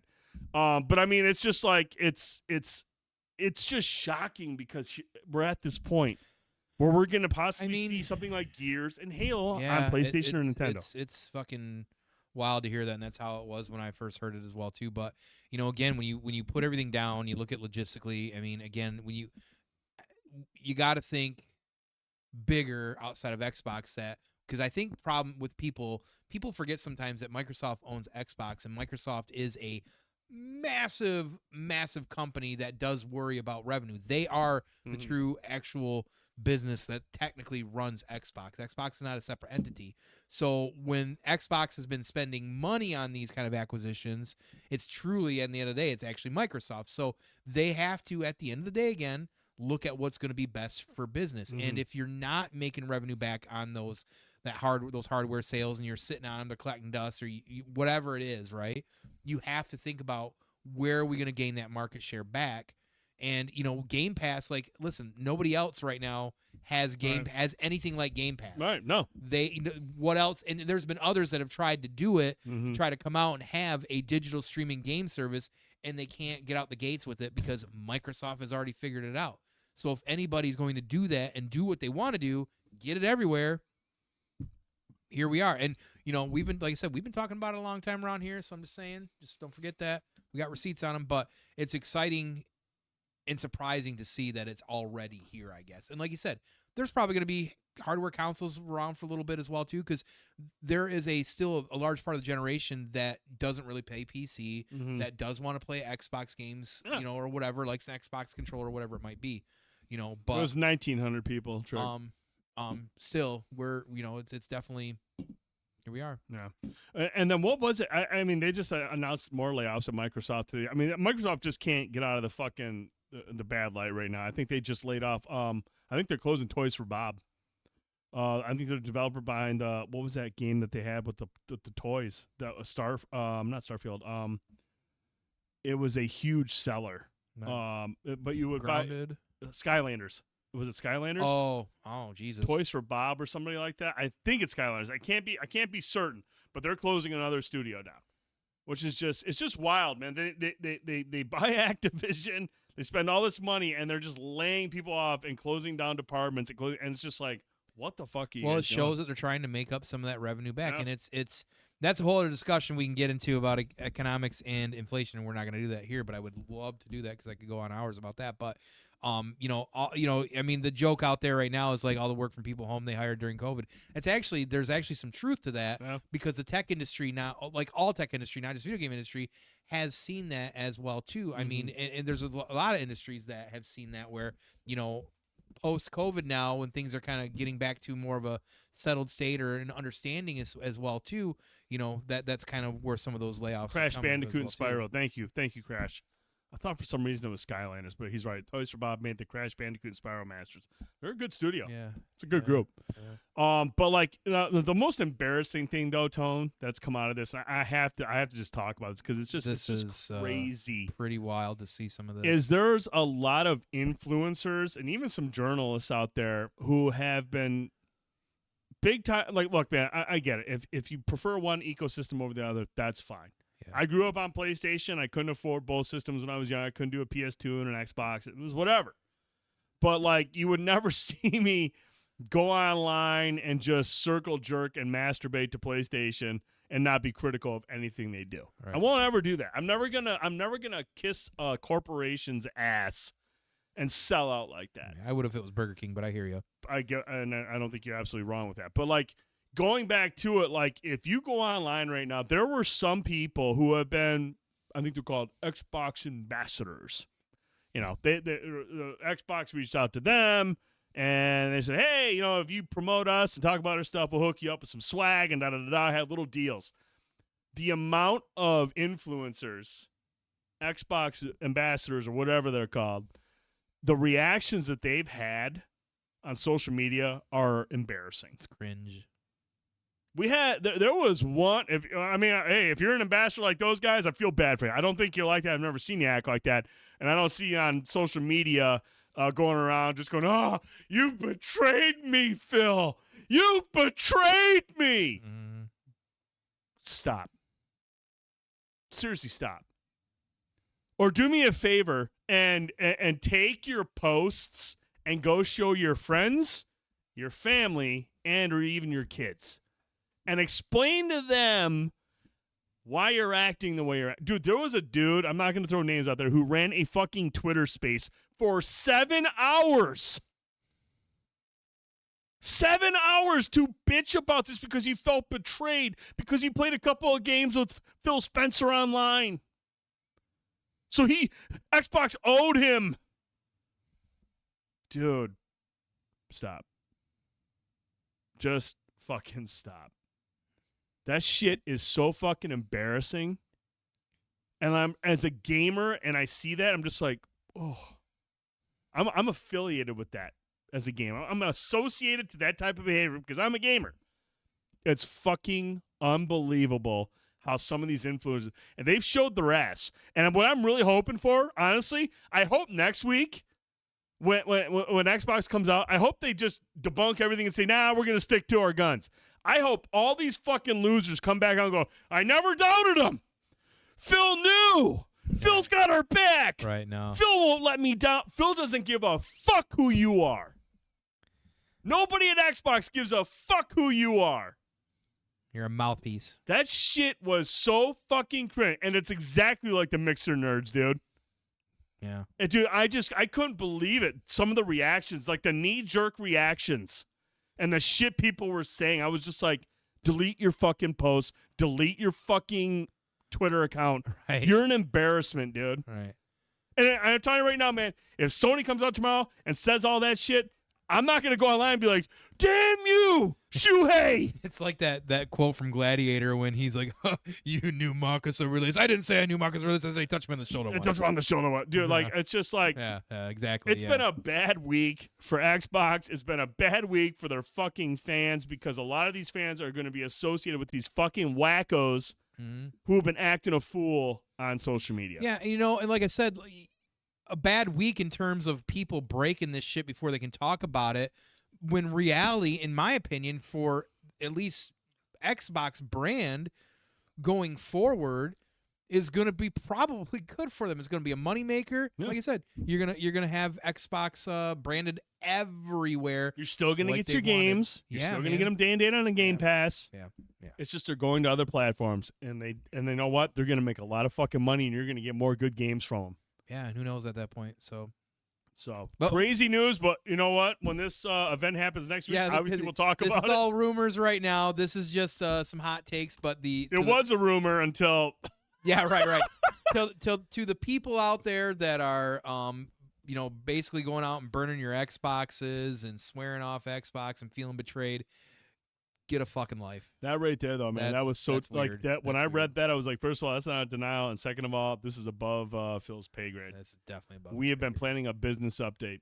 Phil doesn't do business. We have been. You haven't been planning shit. There's dude. people above him that do the business portion of it. And, I like Phil Spencer. I like Phil. I have no problem with Phil. He's a great face for Xbox. I think he's awesome. But man, I'm not gonna sit there and fucking call for all sorts of handouts because Nelson guy though. Xbox said, "No, man, we going third party for somewhat." So, yeah. Whatever. anyways, let us know your thoughts on this story. What do you think is gonna happen? If you're an Xbox only gamer? How does this really would like to hear your thoughts? How does it affect your perception of Xbox going forward? And when they do make the announcement, we'll talk about it next week. We want to get you guys and girls' thoughts. Yeah. I don't think it's anything to worry about. I have all the systems because I don't want to fucking wait. Mm-hmm. I have FOMO easily, so when a game drops on a system, I don't want to wait a year to play it on something else. I want to have it right then and there. So that's not an issue for me. But if you're kind of like one of those people that's like, I only want one system, I only want one ecosystem, which is fine. Let us know your thoughts on this. We want to hear what you think. But next week we'll talk about it, Tone, whenever this business event happens. Speaking of business, Tone, let's move on to the final news topic. Today, there was a massive announcement regarding Disney and Epic Games. Disney has purchased a $1.5 billion stake in Epic Games and teamed up with the company to develop a new, expansive, open, persistent, and social universe that will interoperate with Fortnite and let fans play, watch, and shop and engage with their favorite characters and stories from Disney, Pixar, Marvel, Star Wars, Avatar, and more. And they've already had a pretty good partnership, correct? They've always been kind of like chummy or whatever. You've always seen a lot of those characters make their way over to Fortnite. Yeah, okay. This was revealed during the Disney's Q1 24 earnings call. It was announced that this new experience is built in Unreal Engine. Okay. It will let players create their own stories and experiences, express their fandom in a distinctly Disney way, and share content with each other in ways that they love. This is all going to take place within the Fortnite game. It's going to be kind of like what they did with the Lego Fortnite. They're going to have, it's almost like Fortnite's going to become a launcher like Call of Duty. This sounds like Disney Infinity. That's dude, it reminded me of Dreams or like what Media Molecule has done. Disney Infinity had a build mode that my kid used to fucking go crazy for. Dude, that's exactly what that sounds like. Interesting. So, this was big news. Now, we got some comments here. Bob Iger, the CEO of Disney, loves his boat though. This is what he had to say. Our exciting new relationship with Epic Games will bring together Disney's beloved brands and franchises with the hugely popular Fortnite in a transformational new games and entertainment universe. This marks Disney's biggest entry ever into the world of games and offers significant opportunities for growth and expansion. We can't wait for fans to experience the Disney stories and worlds they love in groundbreaking new ways. They're bringing back Fort mode in Fortnite, but through Disney Infinity. Basically, I mean, obviously, Lego Fortnite, when you play Lego Fortnite, that's a survival game. Because it's a whole different game. It has nothing to do with Battle Royale. And for all intents and purposes, if I've heard, it's fucking awesome. Yeah, I've heard that. Okay. It's really cool. And then they have I think they have Fortnite Racing, which is kind of like a racing game that's not a part of Fortnite, but it's like another portion of the launcher. Okay. And so this is going to be something. So the racing sucks. I haven't played it. I don't jump into too many racing games. It's just not for me. I suck at racing games, so it's I have no interest at racing games. But this sounds like this is going to be it reminds me a little bit. So does Shitty Rock. I heard there's a guitar thing too. And did you see that they're making a new guitar that you can use with the Fortnite racing or the Fortnite guitar game and Rock Band 4? for Xbox Series X and PS5. Tell me that kind of thing. They're bringing a new guitar out, and I was like, dude, I have Rock Band 4, and I haven't that played that in kind of thing. forever. Yeah, don't tell me that kind of thing. So it wasn't just Bob Iger. We also got a comment from Tim Sweeney. He is the CEO and founder of Epic. Here's what he had to say. Disney was one of the first companies to believe in the potential of bringing their worlds together with ours in Fortnite, and they use Unreal Engine across their portfolio. Now we're collaborating on something entirely new to build a persistent, open, and interoperable ecosystem that will bring together the Disney and Fortnite communities.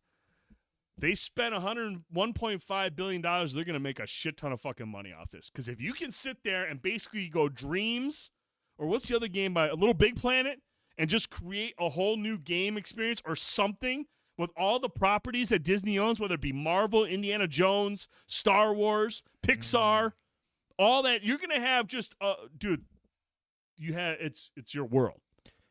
Man, I tell you what, I know I love Disney Infinity.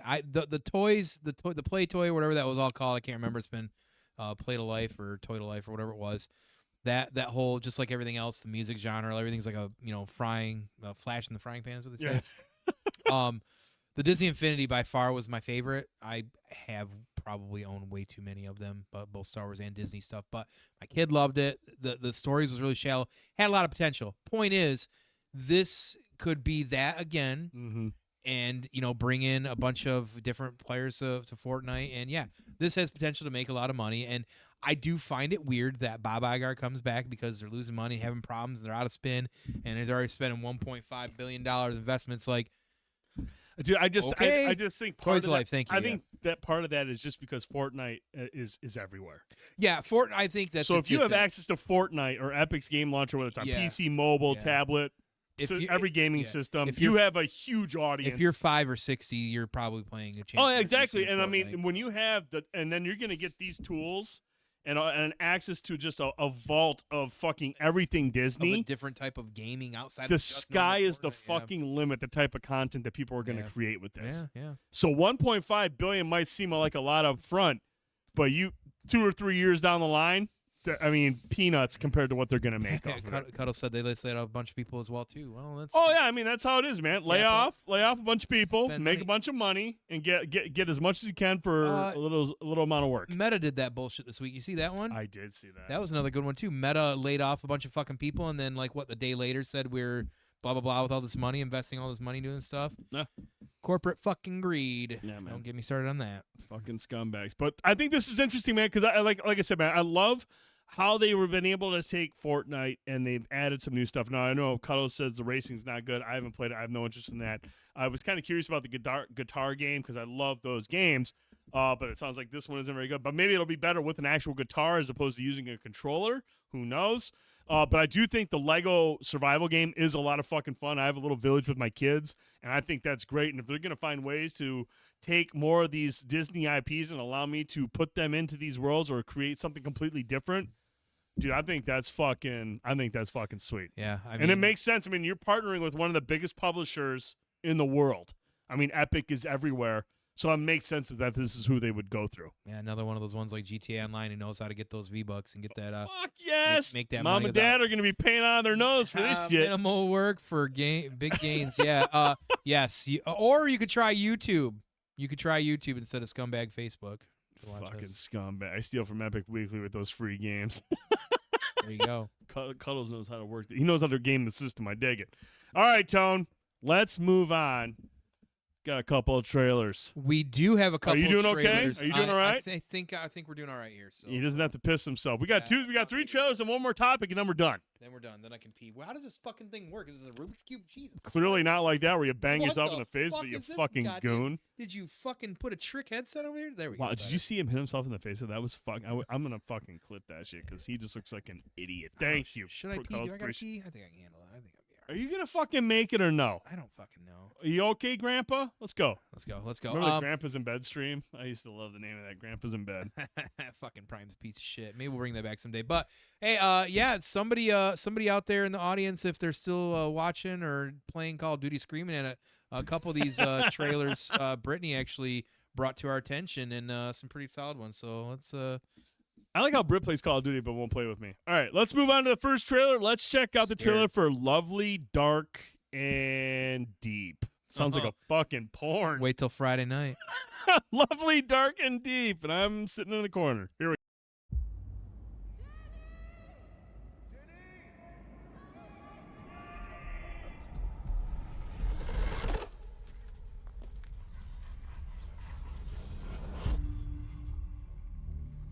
Congrats on the dream job. Been after this for years, ain't you? Leave nothing but footprints. Kill nothing but time. Morning, Rangers.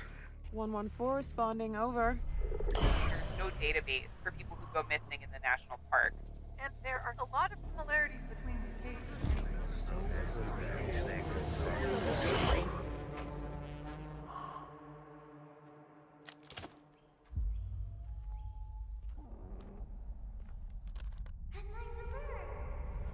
Wake up! This is where you need to be. You take him from us. We have a missing person. Be safe out there, Rangers. Over and out.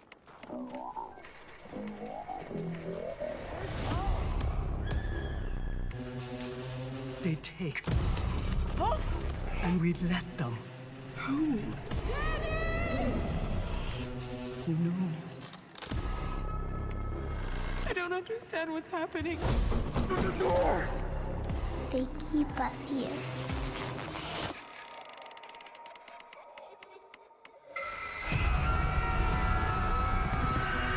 Wake up!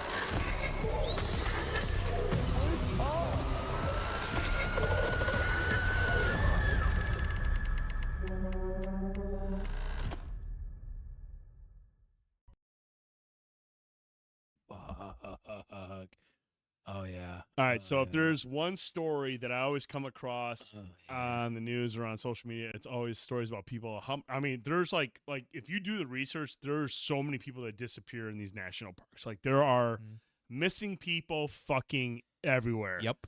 And I just like this scares me. Just the outdoors. I love the outdoors, but at the same time, when you hear all these stories of people disappearing, like I don't know if I really want to be out here. You don't love the outdoors. Cuddle says, "Man, this is one of those good trailer shitty movies." It's possible, but I want to say one of the reviews there said a cosmic horror. So clearly, it's not going to be something straightforward.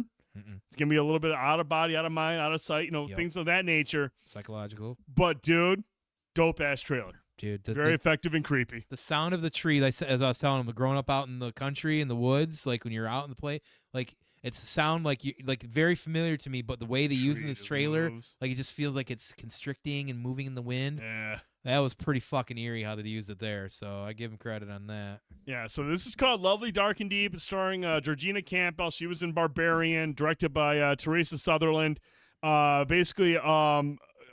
Sutherland plays Lennon, a new backcountry ranger, travels alone through the dangerous wilderness, hoping to uncover the origins of a tragedy that has haunted her since she was a child. Like I said, man, this looks very atmospheric.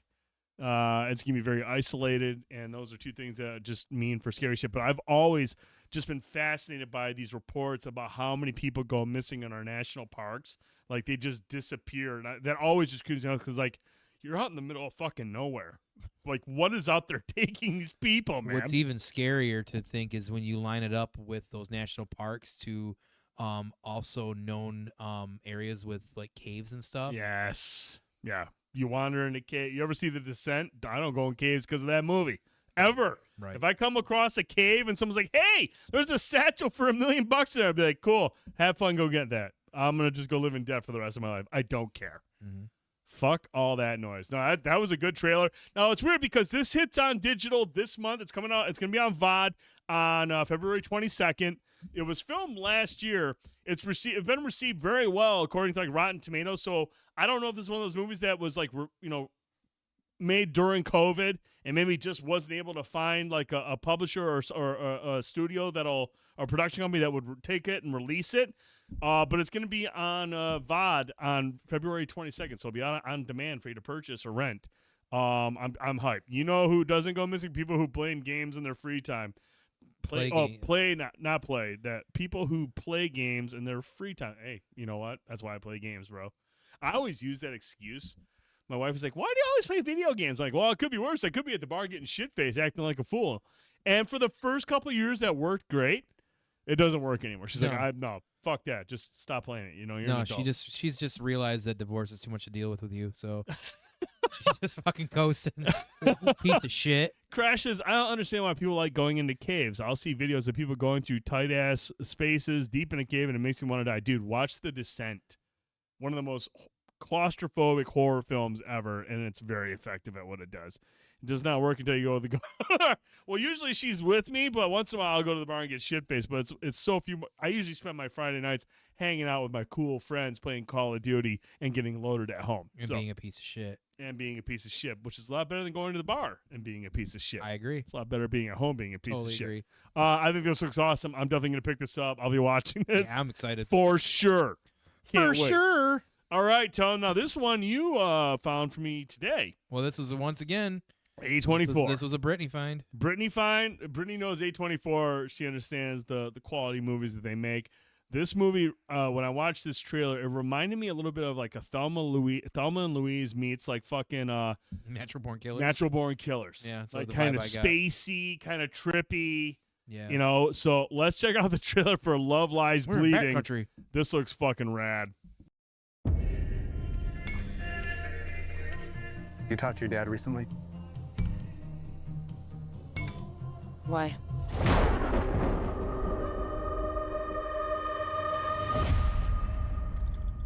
Give us a call.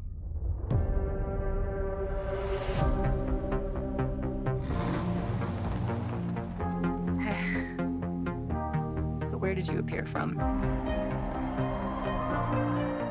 Oklahoma? Yeah, I've never been anywhere but here. What were you doing with that big girl?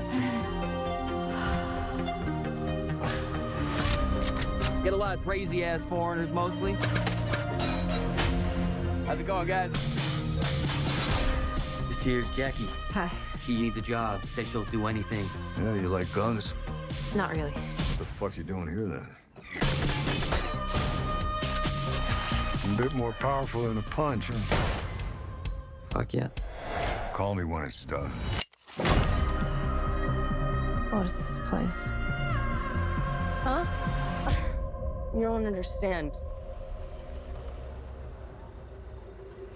Get back in the car. They found a body. Looks like you've got your hands full. Don't regret this. We'll just need to fight back. I'm gonna tell them everything you ever did. FBI, open up. Are you threatening me? Yep. Well, that was really stupid, honey.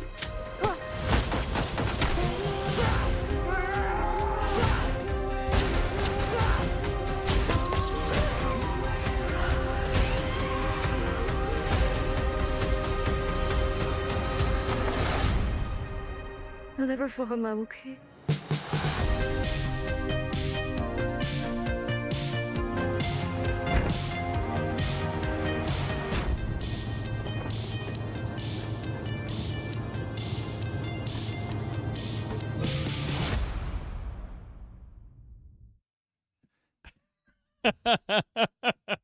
Yeah, I like how she kind of hulks out. I think that's an awesome trailer. I know you don't like Kristen. I actually think she's a really good actress. I mean, she caught a lot of shit through the Twilight movies, and rightfully so, because those movies were fucking trash. But she's made a lot of good movies since then. She's given some really good performances.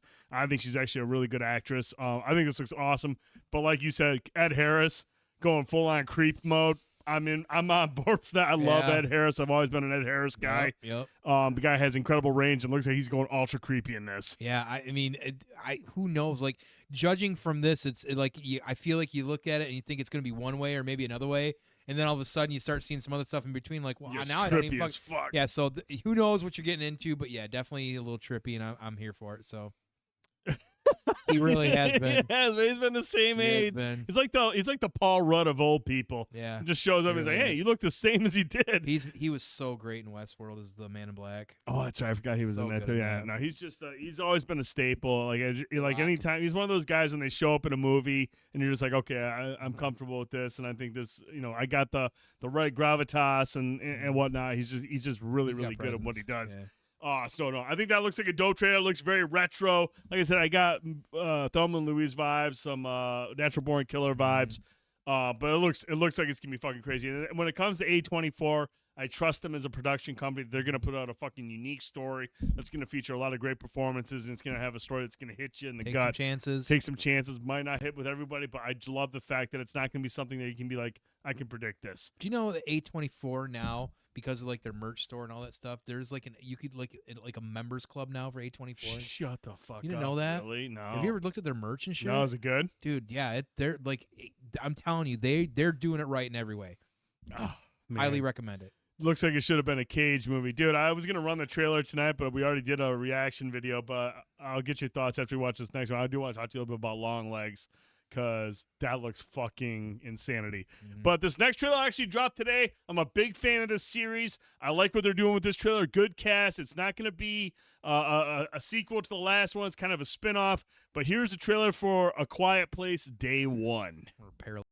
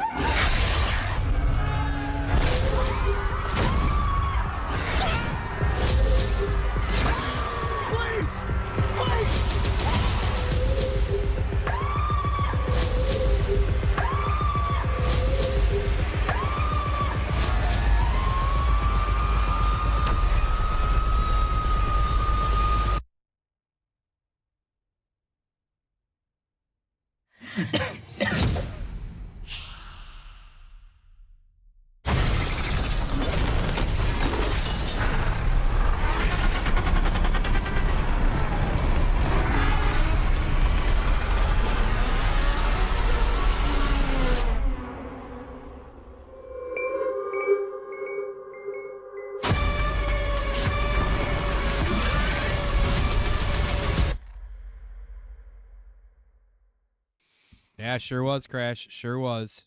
That was most definitely. I always struggle as a Digimon Hansu, I think is his name. But this also started as Lupita Nyong'o, Joseph Quinn, and Alex Wolff. It's directed by Michael Sarnowski, who directed Pig. So it's not the director from the original first couple movies. This is the director of Pig that's doing this. I think this looks fucking sweet. Like I said, great casting. You got very talented cast. And I know anytime, like the first two movies were so fucking good. They were intense. They were like immersive, and like I'm really excited to see this one. Yeah, I know. I still have to see the second film. I loved the first one. I just recently watched it in the last few months. Really good movie. I think it's a slippery slope when you're doing like a prequel as well too after some time. Sure. I think that this actually looks really fucking cool. So I mean, you got Lupita in as well too, and Digimon. I always say that wrong as well. I thought it was Digimon or Digimon. Yeah, Digimon. But I apologize. But he never gets enough credit for being in all the things he is. Really he's good, great. man. He's always good in what he does. So yeah, this looks awesome. Hey, I'll tell you what. The first time I saw The Quiet Place and didn't realize they were gonna go like alien with it. Oh yeah. And I was like, oh, okay. Yeah. This is cool. So yeah, I'm here for it. Yeah, dude. Like, and like I said, based on some, I did some reading on this, and this movie did incredibly well with the executives. Like, they are very excited about this movie, which is typically not something you see when you get to the third film in a movie, in a series, And a or prequel. and it's Like, kind of like a spin-off. yeah, It's not even or a like related spin-off. to the first two in a sense, like in terms of like the characters. Yeah. But by all accounts, like people are very happy with how this movie turned out, and so they're very comfortable putting this out. Like I know it said June, but it sounds like they're targeting the week before 4th of July. So this is going to be in the middle of the summer. I think this looks fucking great. Like I said, it's the first two movies have always just been so intense and great sci-fi thrillers, and that first one, dude. I tell you, there's a scene later about maybe three-quarters through where I just get teary-eyed because as a parent, you're just like, I get it, man. Like seriously, that scene, like I was like not even like teared up, like I was like kind of like really just kind of a mess because I was just like, fuck, man. Like I get that, and it was just an impactful scene. In the movie itself, like I said, when you play on silence as opposed to the noisy sci-fi movies that we're used to, the loud, bombastic movies. When a movie that's built more around silence and natural tension, that's where you fucking win me over. Yeah, that's harder to do. Fuck them kids. Yeah, I get it, toss man. them out the door. Before we move on to the final topic, though, I do want to come back to Long Legs, man. Yeah. I did a trailer reaction today because I was just... Look, that movie has been getting some of the best viral marketing that a company has done in a while. Yeah. And Neon is known for it, and they've made some really good movies. But I want to get your thoughts quickly on Long Legs. The trailer, it's not a whole lot to glean from it. No, but enough to be like, I'm interested. Yeah, you already get the environment, you get the tension. You certainly kind of get a feeling like who the one true God is going to kind of play and what he's going to do, and you just get a whisper of him, and that's enough to sell me in because I feel like that's not always necessarily a role that he gets himself into. Like this could be a different role that we don't often see him in, which means we may need to see once again a new version of Cage as well too. Yeah. Who knows? So no, I'm really excited for it. I think that again it felt. So far, what they're doing is like the breadcrumbs, the minimalistic thing of it, and I think that's smart because I think it builds that excitement as well too. So yeah, Britt, they have done a phenomenal job with the viral marketing of Long Legs. Like I said, they've released several teaser trailers up until that one that were like you couldn't really get a lot from them, but you just knew this looks fucking creepy as hell. And dude, if you're giving me a movie that gives me Seven vibes, David Fincher vibes, and you got Nick Cage playing a serial killer. Yeah. Dude, yes. Yeah, find me a better recipe. Yes, fucking yes. That right now is currently my most anticipated horror thriller of the year. I mean, by far. And it might be my most anticipated movie, depending on how it turns out. I don't even know. All I know is you can check out my trailer reaction. It's on TikTok. It's also up on YouTube as well. Mark Tick. Oh, yeah, that's right. Not Trick. Not like Tricky, but Tick. Is it T-I-K? I think it's T-I-K. Well, TikTok works every day. Trick doesn't. What I hear. So there's Trick don't ever work, man. There's a difference there.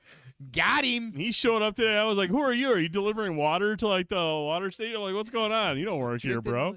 Trick didn't like the ending of Smile, huh? See, I actually like the ending of Smile. Hopefully, Long Legs isn't like Smile. Big marketing, terrible ending. You didn't like Smile? Okay. No, I mean that's what I mean. Smile is one of those movies where I could see it being kind of like hit or miss with folks.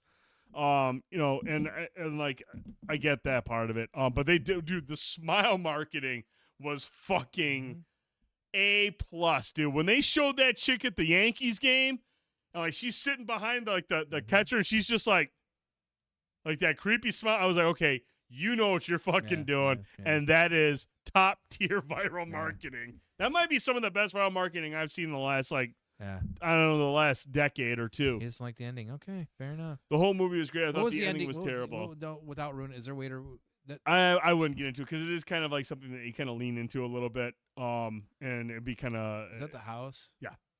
Yeah. It gets really not CGI, but it goes really over the top. It takes a turn you didn't expect. Yeah, it goes really over the top. And I love that movie actually. Yeah, I didn't hate the ending, but I did feel like I was like, yeah, okay, we've moved on from what we were going with, and we've kind of like taken that leap. Well, I don't mind when movies take that leap. Sometimes I don't want it to like follow the path that it's gone. If you want to make a hard left, I mean that's fine. We've seen some do it. We see some failed with it, and I do feel like it's one of those movies that's just kind of like some people are gonna love it, some people are gonna hate it. I think that's and it has nothing to do whether or not if it's a smart ending or not. It's just to somebody. It's kind of like What's the movie we saw with the chick who has her twin in the back of her head? Remember we reviewed it. It was a James Wan. Malignant. Oh God. Yeah. See, exactly. Malignant's those movies that I think 90% of the community fucking hated. I loved that left hand turn, the police station, and everything else. I was like, okay, that was fucking. I just didn't expect risky. that it was supposed to be I'm kind of like a bit. Like that was it. Like I was bought into like this being a serious movie and end up being a bit, and I was like, I love that. I like, and again, sometimes people make that. Oh, Britt, not terrible. Yeah, you're about the only person I know that didn't hate that movie. Because man, I was. I'm pretty sure I'm the only one that was like, Malignant's fucking dope. God, yeah. And I stand by it. It's fucking dope. Thank you, Cuddles. Cuddles. I see you're a man of culture. Thank you. Oh, God. He's a good dude. Thank you, Crash. See, people understand that sometimes it just feels good. It was just a satire. It was fucking awesome is what it was. Yeah, whatever. All right, Tone. Yeah. Moving on to our final topic of the evening. So, Masters of the Universe Revelation came out. Was it 2 years ago now? It's about 2 years, I think. 2 years ago. And it was met with some harsh criticisms. It's very divisive if you look online. It's not overly. Some people didn't like the focus on somebody else other than He-Man, and it is what it is. It is what it is. But I thought it was a good story. I thought it was exclamation point claim. Yeah, you win, Jay Hill. You win, bro. Yeah. We're gonna. Sorry, buddy. We're gonna send you a steak sandwich mail. Dude, a steak sandwich does sound good. Does sound good. But I told him I'll let you lead the way on this one, man. Obviously, Masters of the Universe Revolution dropped on January 26th. 5 episodes. Yeah, only 5. Revelation was what? I think that was 2 parts, wasn't it? It was, and I want to say it was like 8 to 10 episodes. I think it was 5 and 5, if I remember correctly. So Revolution comes out, and we're hyped about it. We're pretty excited about it. I didn't have the issues that people had with the first one. He's right about the cod piece. Did you do that on purpose? I like He-Man's cod piece in the photo. Oh my, Jesus Christ. Wait a second. Hang on. I can get it. Right? No? Okay. Anyways, Tone. That's pretty fucking funny. Damn it. Now I got to move this photo so it's not there. That looks so bizarre. Bizarre. Very bizarre. But Tone, obviously Revolution follows up Revelation, shorter season. But by all accounts, I think you and I agree. I think it was the better of the 2 seasons by far. I know there's been a few people that have said that as well too. I know Jeff over there on 7D also felt this is the best of the 2 as well. And I guess I didn't look at it that scope because I loved Revelation first. God damn it! I know I'm gonna fuck that up all the time. So I love this as well too. But I do know that in the 5 episodes, I sat there and watched that, and I power watched them in like 2 sittings. And I was just getting excited. I felt like a fucking kid. Yeah. And like I'm pretty animated about things like that anyways. Like you can ask, probably Britt's a good example to ask, or just anybody that watches even wrestling with me. Like I get very animated and excited into things. Sure. And I still do with even like things like this. He-Man was one of my favorite, and Masters of the Universe. Always will be. Masters of the Universe was one of my favorite cartoons and toys that I played with as a kid. I had a fucking ton of them. They knew what they were doing. They got us. They did back then. 80 was all about hooking you into it. And for all intents and purposes, the cartoon and the messaging and the dialogue were very subpar, like they all were, because they were just trying to get you hooked and buy the toy. Well, this has done a great job of like modernizing it, bringing it in, giving you better dialogue, giving you rich stories, but also, oddly as it is, through all of this, both of them, Revelation and Revolution, like canonizing, Easter egging everything as well too. There's been so much going on with this as well too. And I think you can talk about the one thing that just blew my mind, and I had to message you about, and you can right. So it was noticed actually online in one of the trailers. Somebody's like, "Is that fucking Gwildor?" Because Gwildor was in the movie. Is this what you're talking about? Right. Yeah, this is yeah. The movie Dolph Lundgren, which has. It's a pretty weird line when it comes to that. As a kid, I still loved it. I knew even watching it as a kid, I'm like, this is kind of like, why are they using these characters? They're not from fucking Massey, whatever. But we talked about, we think it's just because of practical effects and for budget constraints. Some of them, yeah. Gwildor specifically. Orko versus Gwildor specifically, I think is the main one. But like, they didn't really use they used Beastman, but like they had like Blade, that guy named Blade and stuff like that. Like, why would you stink or I don't fucking trap jaw for Christ's sake? Yeah. And they didn't. And again, who knows what it was? Maybe budging. I don't know. But it's been regarded as kind of something that a lot of people forget, and there's a small cult following of us that still do love and watch the movie. I am one of these people. Mm-hmm. But what this the show did is not only bring Gwildor into the cartoon, which I don't think he's ever been a cartoon member or whatever. He hasn't. Is that when Man-at-Arms came up to Gwildor and said this, and this is what blew my mind about it. It wasn't necessarily Gwildor, but he recognized the fact. He made the comment. He says, "We once traveled across the stars," which is a direct recognition. That's a word, probably not. Recognizing the He-Man Masters of the Universe movie from the 80s, making that canon in the actual, like, He-Man universe, and that's fucking nuts. Dude, when Gwildor showed That's up, fucking immediately, nuts. when he showed up, I was just like, I know he wasn't in the cartoon. Yeah. And, like, I remember actually the cartoon.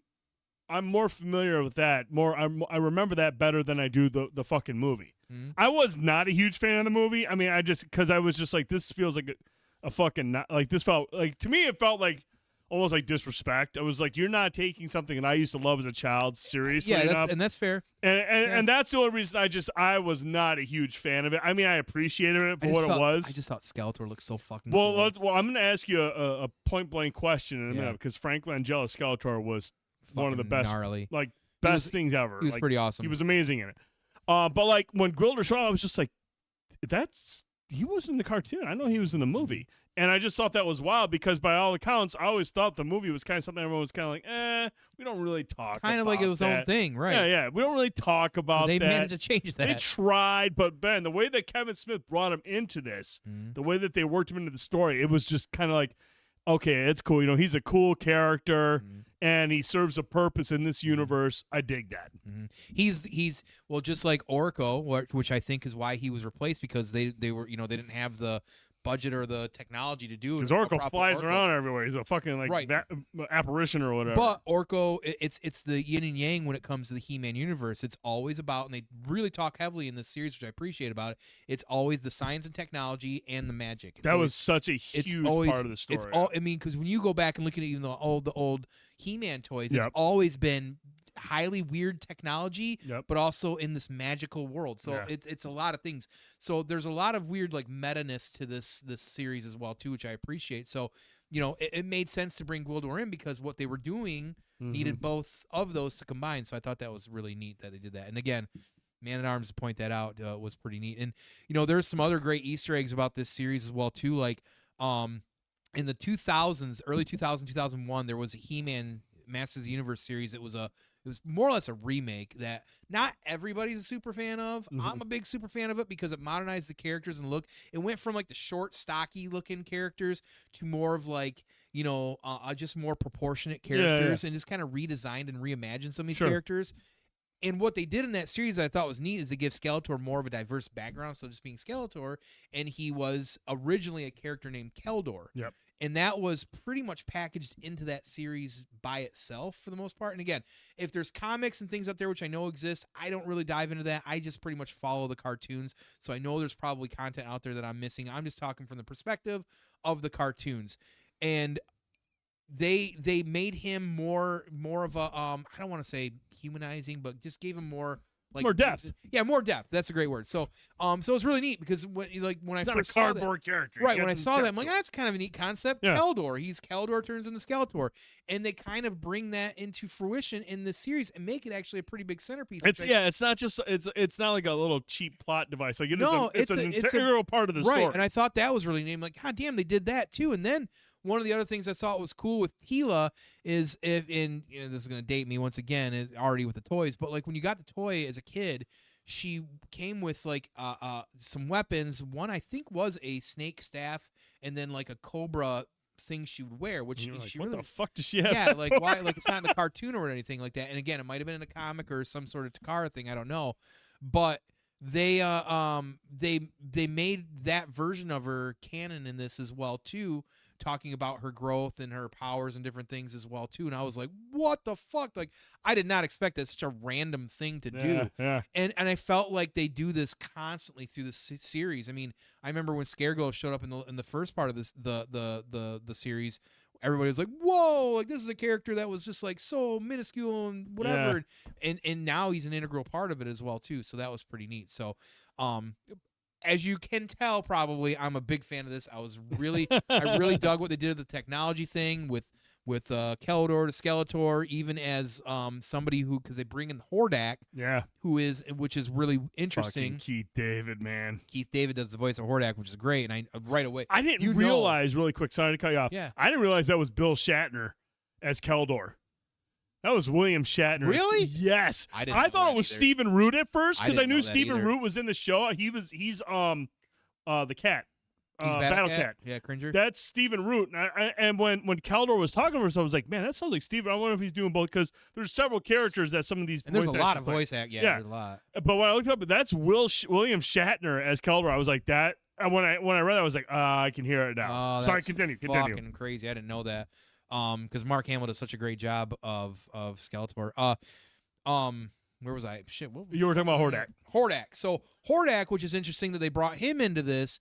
Hordak is technically the main villain for the She-Ra. She-Ra, yep. Which, growing up, for me and my sister, I had the He-Man toys and the Skeletor toys, and his crew. She had She-Ra and Hordak and all well, them. Well, she didn't have the Hordak. I had the Hordak, but it would allow us to, like, play together. Yeah. You got that connection. You got that, yeah. Yeah, she had the She-Ra castle. I had Grayskull Hordak castle in the snake pit, and she had, like, this fucking massive She-Ra castle and all these She-Ra characters. Yeah. So it was crazy to see them bring him in like they did and kind of put a new twist to him and what he's doing and all his mechanisms and stuff like that and a crossover like that.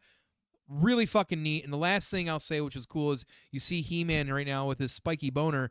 The armor that he's wearing there there was different versions of He-Man as a character when you bought him as a toy. I had one that moved around his chest piece. This is this one. So that's what I had. So this is where he had the armor, and it would be normal. And if you got battle damage, there'd be a crack through it. Yeah. Yes. So in this, he gets handed something from the new Man at Arms. He puts it on his chest, and later on, it turns into this armor. He walks into a room in his chest, and because he doesn't have the sword, yeah. Yeah, he slaps it because he got battle damage on it, and it flips around. I thought that was a really neat touch. So it's unique how they take all these different forms of the toys, even just the toys, and turning it into an integral plot. And they don't do it in a way that are like in your face about it. It's very subtle, and you're just so like fucking subtle, and you're not gonna. Which is how Easter eggs should be. They shouldn't be like in your face. They don't always should have be like, to be. wait a minute. Yeah, I know that. Yeah, and like I think that was part of my excitement of this series because it's done that very frequently. And listen, it's such a random.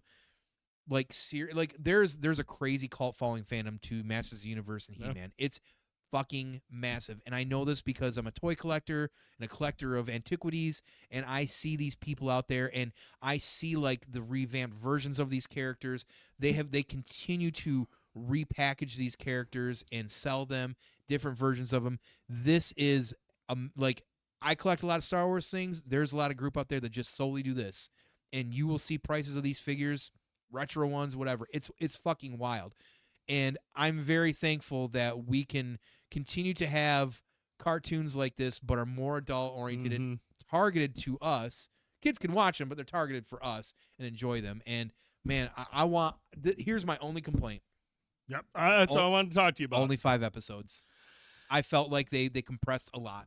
I do agree to an extent, but at the same time, I'm kind of glad I went with 5 because I didn't feel the rushed thing, but I do feel like if they would have dragged it out more, it would have kind of like watered it down a little bit. And then I would have been like, okay, now it feels like it's dragging too long. Yeah. I mean, just because I feel like it is a slippery slope, because you and I have talked several times in the past, there are shows that get dragged out way too long. It's true. And there are some that are way too short and they don't get enough content. I felt like this was, compared to the first season, I liked it shorter because each episode had more weight to it. Never in those 5 episodes I was like, this is kind of getting long in the tooth. Yeah, that's fair. And I think there was definitely a lot going on. That's probably part of why I was getting excited watching. Like, oh my God, look at these stuff. It's effective. Like, it's awesome all the way through. But also in 5 episodes at the end of last season or whatever it was, you had Hordak showed up, and we had that resolved in like 5 episodes. Yeah. And honestly, it's what he was doing, and the concept of what he was doing was cool, but it felt like it didn't have any like over like outside of like we got to fix this problem. It didn't feel like it had impact. Like he didn't seem like a super like villain, right? Like which is, I feel like what they were building. Right, it didn't feel like there was like consequences or enough stakes Sure. involved That as makes well sense. too. But, There was some great character development with like Tila, especially. Her story has been fucking awesome. Right, but I do feel like obviously based on the end credit scene, I also don't think we've seen the end. No, of... clearly they're gonna dangle a carrot up there. So if we can get another 5 episodes to kind of continue some of that, hey, I'm fine on that.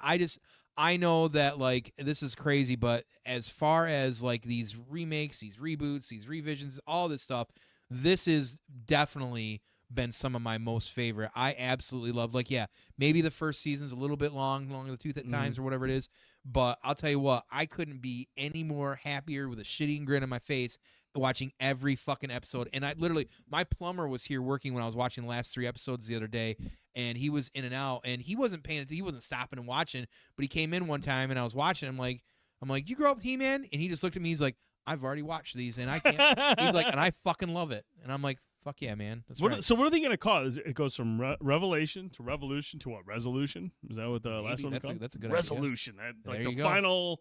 Maybe. I'm assuming it's going to be a 3-part series. I'm assuming. I don't see them Maybe. dragging out super long. But here's the question I wanted to ask, man, because I feel like this is always a conversation when it comes to the characters that we love and adore. Yes. Who has been the best Skeletor? The original, Frank Langella, or Mark Hamill? Which Skeletor do you feel has been? Because I'm not going to sit there and fuck around with He-Man, because for me it's the cartoon. Yeah. Dolph Lundgren can go fuck himself. And this guy is good. He's fine. But the original He-Man is always going to be mine. But Skeletor, I feel like there's room for conversation. Yeah, I think that, like, listen, I love Frank in that movie. I think he's great for live action because he was fully committed to it. Yeah. And I love Mark Hamill. Mark Hamill is the voice of many things that I like. I will also say, and I recognize that Mark Hamill, you can tell it's Mark Hamill because Yes. Mark Hamill's got a distinctive, and it's hard for him to vary it. When he plays menacing, I don't want to say he doesn't have a whole lot of range. That being said, there is nothing still better than hearing the 80s versions. You nincompoop, He-Man. You nitty bob boob face. You know, that version of Skeletor, I think, That's with still the the peak. campiness, I think that is still the best version of Skeletor, at least by voice. I definitely appreciate how they've, give that character more depth, even really in the He-Man movie and his aspiration. Sure. I mean, he's always wanted the power of Grayskull anyways. But I still think the 80s original guy just has a little bit of edge on it. Dude, Frank Langella was just fucking. I mean, first of all, you got Frank Langella playing Skeletor in a He-Man movie, which is like something you would just be like, "Who? Wait, why is he?" in this movie? He was great in it. Like he commanded. And he was, every... and I remember the reason he took this because his kid said, "Oh my God, yeah, you gotta play Skeletor." Yeah. And like he said, I didn't want to disappoint my kids, so I'm gonna fucking go all in. And he was like all in. Like he was fucking awesome. Probably the best performance consistently throughout that movie by far was Frank Langella's Skeletor. It was fucking amazing. Oh, you mean Tila? Fucking, I mean, look, man. I understand Dolph Lundgren is a fucking staple of the '80s and whatnot, but Jesus, that was just you couldn't find anybody else. I would have rather seen Flash Gordon, Sam. What's his name? Sam. God, I can't remember his last name. The guy who played Flash Gordon. I'd rather see him play fucking He-Man. He had a good look for it too. He would have been perfect. Dolph was close to the look. I think it was just that you just can't act. Okay, maybe. Yeah, I mean, yeah, you're right. When I'm right, I'm right. I'm always right. But Tone, that's gonna do it for tonight, man. That's going to do it for tonight's stream, tonight's show. A lot of great conversations. Appreciate everyone that stopped by and hung out, as always. King Cuddles. We had Crash in the Head. Jay Hill was here. Tricky Region was here. 7 Dungeons was here. We had Brian stop by. He's probably already – Brian's in bed because he's going to get up at 4 a.m. when Helldivers 2 launches. He's probably going to have the platinum by noon. I'm going to wake up, go down, fire up, be like, dude, I already platinum the game. Yeah, that dude. I mean, that's just how it is. Crash stopped by tonight. Appreciate you guys and girls for hanging out, talking about the things that we love, talking about movies, TV shows, video games. But that's going to do it for tonight's show, Tom. Yeah, we appreciate you guys being here. Keep doing what you're doing. As always, please sharing us on social media, liking, subbing, following. Check us out on TikTok as well, too. Check out some of the shorts we've been doing on YouTube. If you're in the lounge on Facebook, continue to talk, post, whatever you want to do in there. It's all, we like to think of that as an extension of the Discord, of the community. Yeah. Some folks don't like to watch us live. Some rather do it later because it's better for their time frame. But there's a lot of folks that do take part in the conversation as well in the lounge. We do appreciate that following as well, too. So, that stuff's huge and important to us. We're really trying to focus on getting out more content frequently throughout the week. So it's super important. If you guys do have TikTok, when you see it, like it, comment if you can, repost it. Wherever that works, we appreciate that. We got so much going on this year that we want to try and really grow. That's the kind of the theme and the word for us as well, too. So anything that you guys do like that is definitely huge and supportive for us, and we can't thank you enough for it as well, too. And got Midland Mall Comic-Con. We're only a few weeks away. Like we said, don't forget, we will be streaming live instead of doing right here on Twitch. It is going to be on Facebook or YouTube. I feel like you guys, the community, will probably be mostly on YouTube, but for those folks that can't reach us or be at the MMC, will check out Facebook through all the pathways that the Fets has as well, too. Don't forget, as always, on Monday nights, 7 p.m., check out 7 Dungeons Live for that yarn spinning. They are getting thick, deep, and crazy with that story. The story is getting crazy, so you guys need to make sure you're jumping in there as well, too, to check that out. And then, of course, 7 Dungeons is dropping a lot of content these days. Check him out on YouTube. Shorts nonstop as well, too. He's diversified some of his content, but still kind of keeping it within the beer world as well, too. Doing some great stuff up there. Really, really proud of what he's been doing as well, too, kind of expanding his reach there. You just shit your fucking pants. I don't know what I don't know if you just heard that, but it sounded like a rip. It's him. That's the dog upstairs. It was like a bag of fucking anal beads being pulled out. But again, make sure to check out as well 7 Dungeons. He streams throughout the week as well, too. He's playing all kinds of awesome random stuff with typically pieces of shit like Miz, Cody, and this other piece of shit as well, too. But we appreciate you guys. Thank you so much. We know it's late. Next week's show, we should have a lot of stuff to talk about. Like Jay Hill mentioned, Super Bowl's this weekend. Our beloved Detroit Lions won't be there, but we'll probably get a lot of movie trailers. We know Deadpool 3 is going to make an appearance during the Super Bowl. We'll probably get several other trailers. I know next week we're going to talk about ISS. That's the movie that we're going to discuss. It's available now on digital. Something that I thought the premise of that movie is fucking dope. We'll be watching that this weekend. International Space Station. You got U.S. scientists up there, astronauts. You got Russian astronauts, and as they're up there, they see war breaking out below, and it turns into a game of like espionage on the space station. Looks fucking dope. Really excited about that. Obviously, we'll be talking about Helldivers 2 next week. And guess what, y'all? I don't give a shit. I'm watching Halo on Friday night. I'm going to talk about it on Friday night. I'm going to see what he thinks. Well, actually, I'm not going to see what he thinks because he's not watching. I'm going to try to sell him on season 2 next week. I'm going to watch that first episode, and if I think it's worth his time, I'm going to try to sell Joke's him on on you because the people already are calling it a We'll bullshit. see. I don't care about the people. Only thing I care about is my opinion and yours. And so I'm going to watch it, and if I think it's worth your time, I'm going to try selling you on it. And then also we'll be talking about, we'll talk about Helldivers 2. We'll talk about it might be heavy trailers depending on the Super Bowl. There could be a lot of trailers, Halo, and then whatever else comes up. We'll have a lot of stuff to talk about next week.